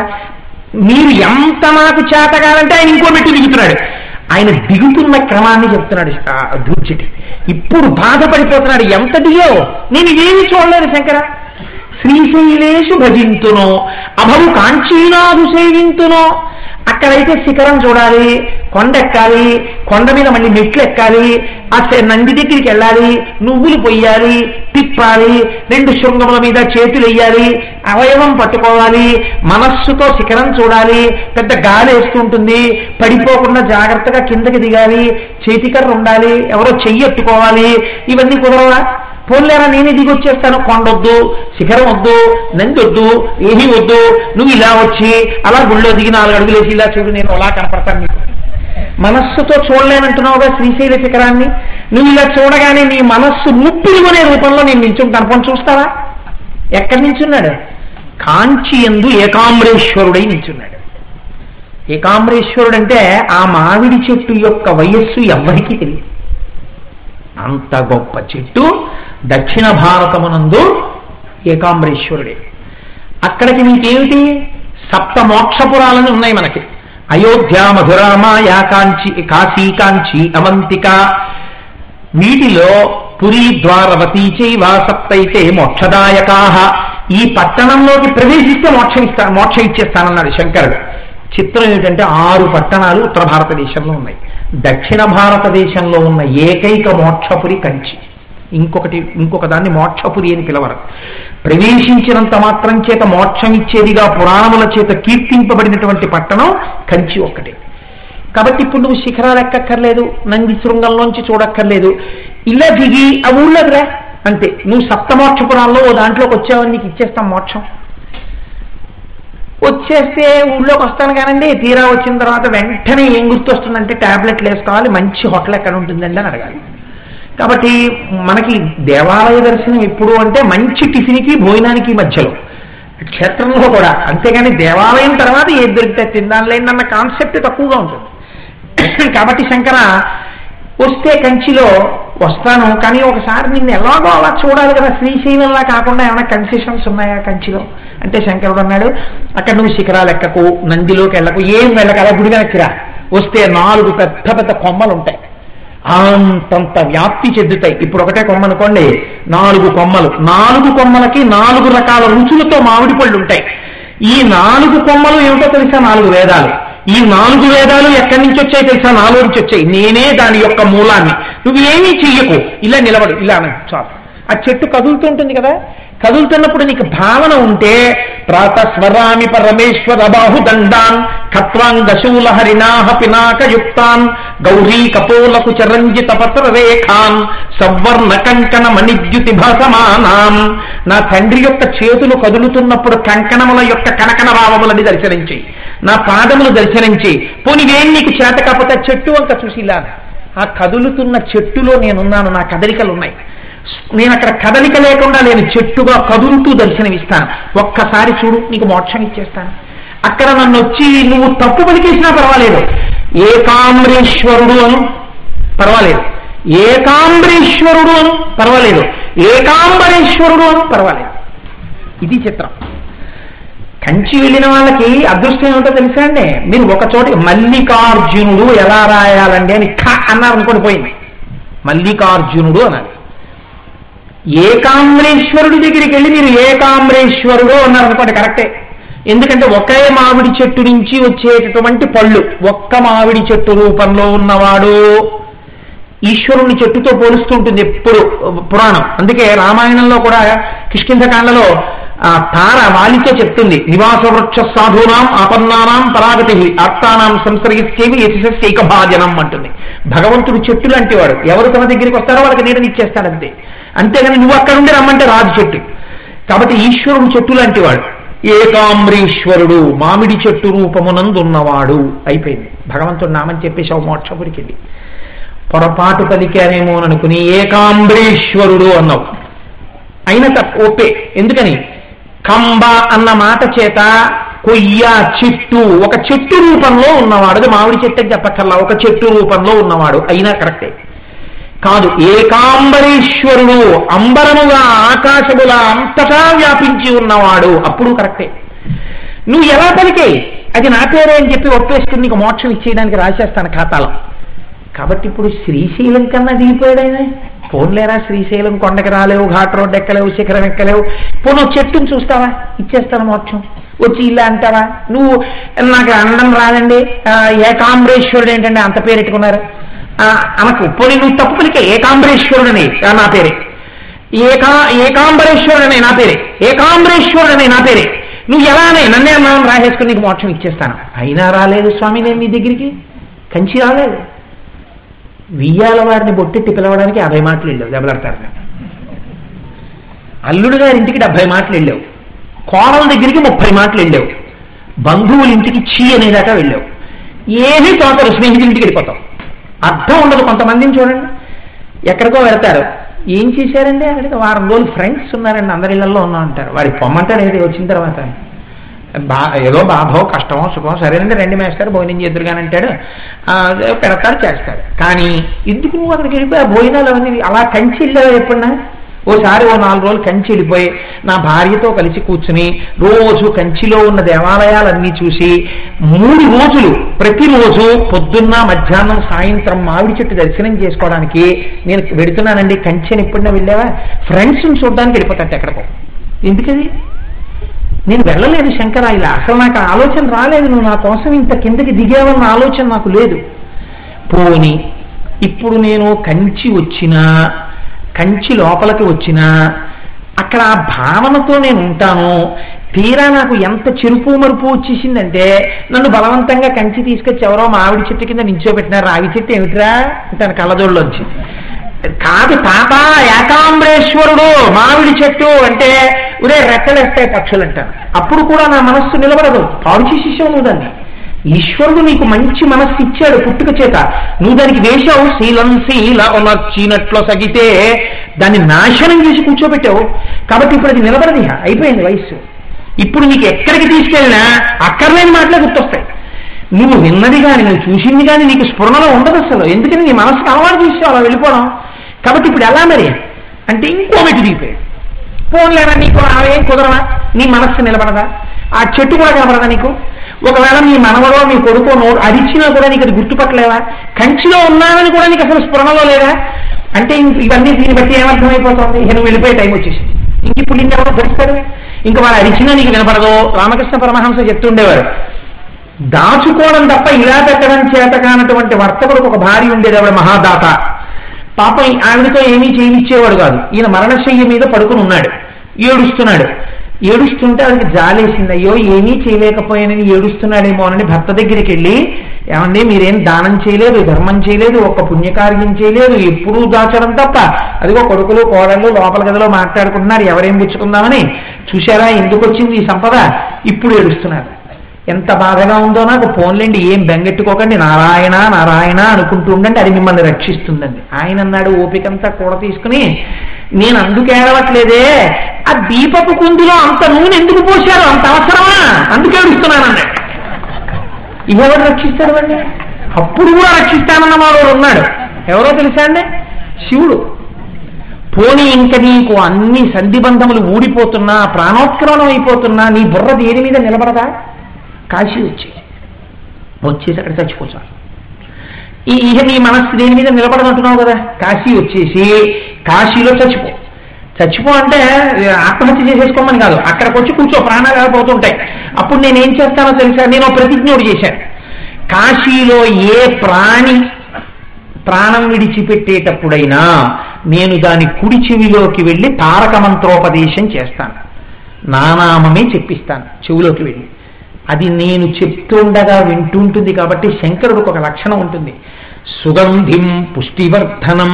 ఆయన వచ్చాడది గుర్తు ఏమిటంటే గొప్ప సుగంధం వస్తుంది, మంచి సువాసన గుమ్మెత్తిపోయేటట్టు వచ్చి కుడి చెవిలో తారకం చెప్తాడు.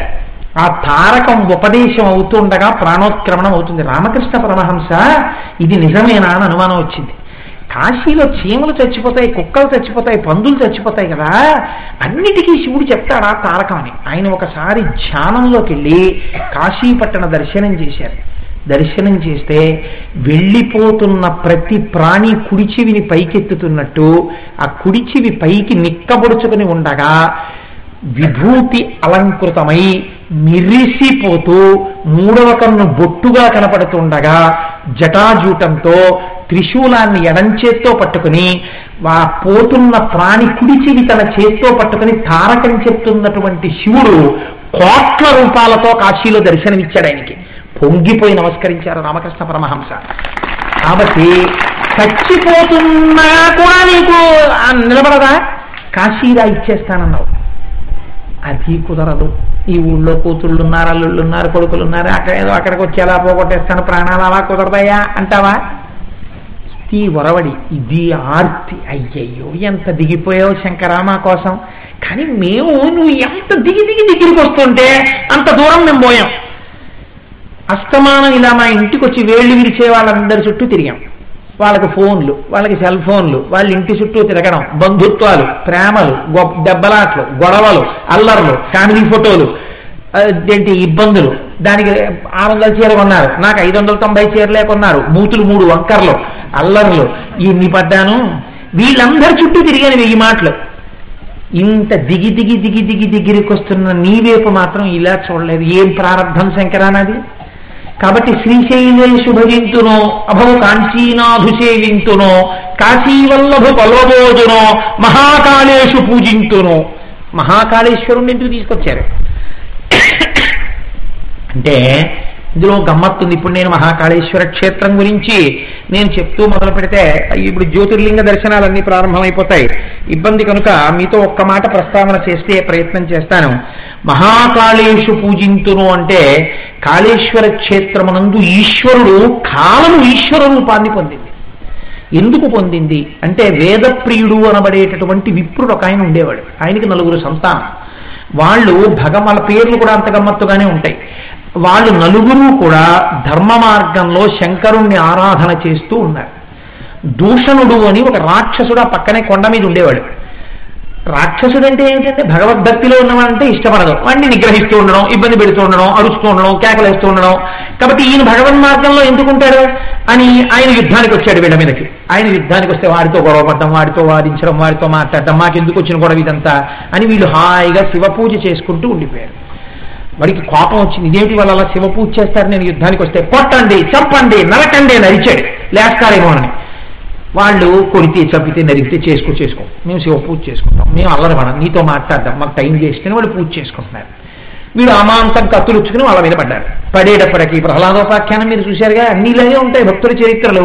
అక్కడ ఒక గొయ్యి ఉంది, ఆ గోతిలోంచి కాలము ఈశ్వర రూపంగా పైకొచ్చింది.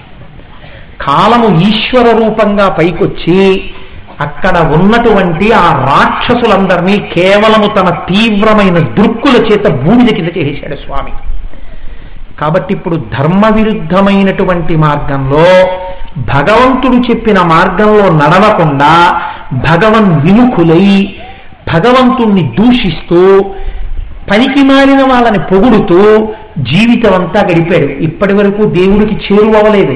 ఒక్కటే పొరపాటు, ఇందులో ఈశ్వర దూషణ కూడా ఉంది. రెండో ప్రయత్నం ఏమిటి ఈశ్వర దూషణ అంటే, నా అంత వాడిని నేను, ఏది చేసినా ఈ ఇల్లు నేనే కట్టానండి, ఈ అమ్మాయిని నేనే కన్నానండి, వీడు మా అబ్బాయి నేనే కన్నాను, వాడికి అన్ని తెలివితేటలు నావే, వాడికి అంత ఉద్యోగం ఎలా వచ్చింది అనుకుంటున్నారా? ఎప్పటికప్పుడు నేను చెప్తుంటాను, ఇప్పటికీ మా అబ్బాయిని నేనే గైడ్ చేస్తుంటాను. వాడు పొద్దున్న లేవగానే నా కాళ్ళకి నమస్కారం చేసి వెళ్తాడు, మంచిదే, నేను కాదన్నా. కానీ ఇదేంటి ఈ ఆభిజాత్యం ఎందుకు?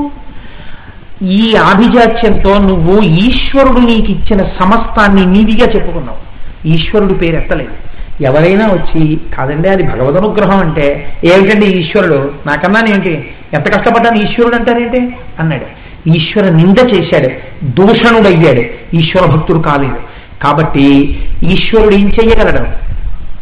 ఘోర రూపుడు కాగలడు. అందుకే మీరు బాగా జ్ఞాపకం పెట్టుకోండి, మన సంప్రదాయమునందు సనాతన ధర్మమునందు భగవంతుడికే ఘోర రూపం ఉంటుంది, భగవంతుడికే అఘోర రూపం ఉంటుంది. వెంకటేశ్వరుడు అంతటి ప్రసన్నమూర్తి, కానీ అంతటి వెంకటేశ్వరుడు రాక్షస సంహారం చెయ్యవలసి వస్తే సుదర్శన చక్రాన్ని విడిచిపెట్టి రాక్షస సంహారం చేశారు. సుదర్శనం కొట్టుకున్న కొండ ఇప్పటికీ ఉంది ముద్రబడి వెంకటాచలంలో. ఉగ్ర వెంకటేశ్వరుడి పేరుతో వెంకటేశ్వరుడి యొక్క సన్నిధిలో ఉన్నాడు ఇప్పటికీ. ఎప్పుడైనా పొరపాట్ల సూర్యకిరణములు పడే లోపల బయటకు వచ్చి వెళ్ళిపోతాడు. ఏడాదికి ఒకసారి సూర్యకిరణాలు పడుతుండగా బయటకు వస్తే తిరుమల కొండలు అంటుకున్నాయి ఒకసారి. కాబట్టి ఉగ్ర వెంకటేశ్వరుడిగా ఉన్నాడా లేడా? ఇంత ప్రసన్న వెంకటేశ్వరుడు లోకములన్నింటినీ నిలబెట్టి స్థితికారుడై మేఘశ్యామం పీతకౌశేయవాసం శ్రీవత్సాంకం కౌస్తుభోద్భాసితాంగం పుణ్యోపేతం పుండరీకాయతాక్షం విష్ణుం వందే సర్వలోకైకనాథం. అంతటి చల్లటి మూర్తి, అంతటి మహానుభావుడు నారసింహుడయ్యాడా లేడా ఒకనాడు? భయంకరమైన రూపంతో వస్తే లక్ష్మీదేవి పక్కన చేరలేకపోయింది. ఘోర స్వరూపం ఉందా లేదా? ఘోర అఘోర రెండు ఆయనకే ఉంటాయి. అఘోరేభ్యో దఘోరేభ్యో ఘోర ఘోరధరేభ్యః సర్వేభ్యో సర్వసర్వేభ్యో నమస్తే అస్తు.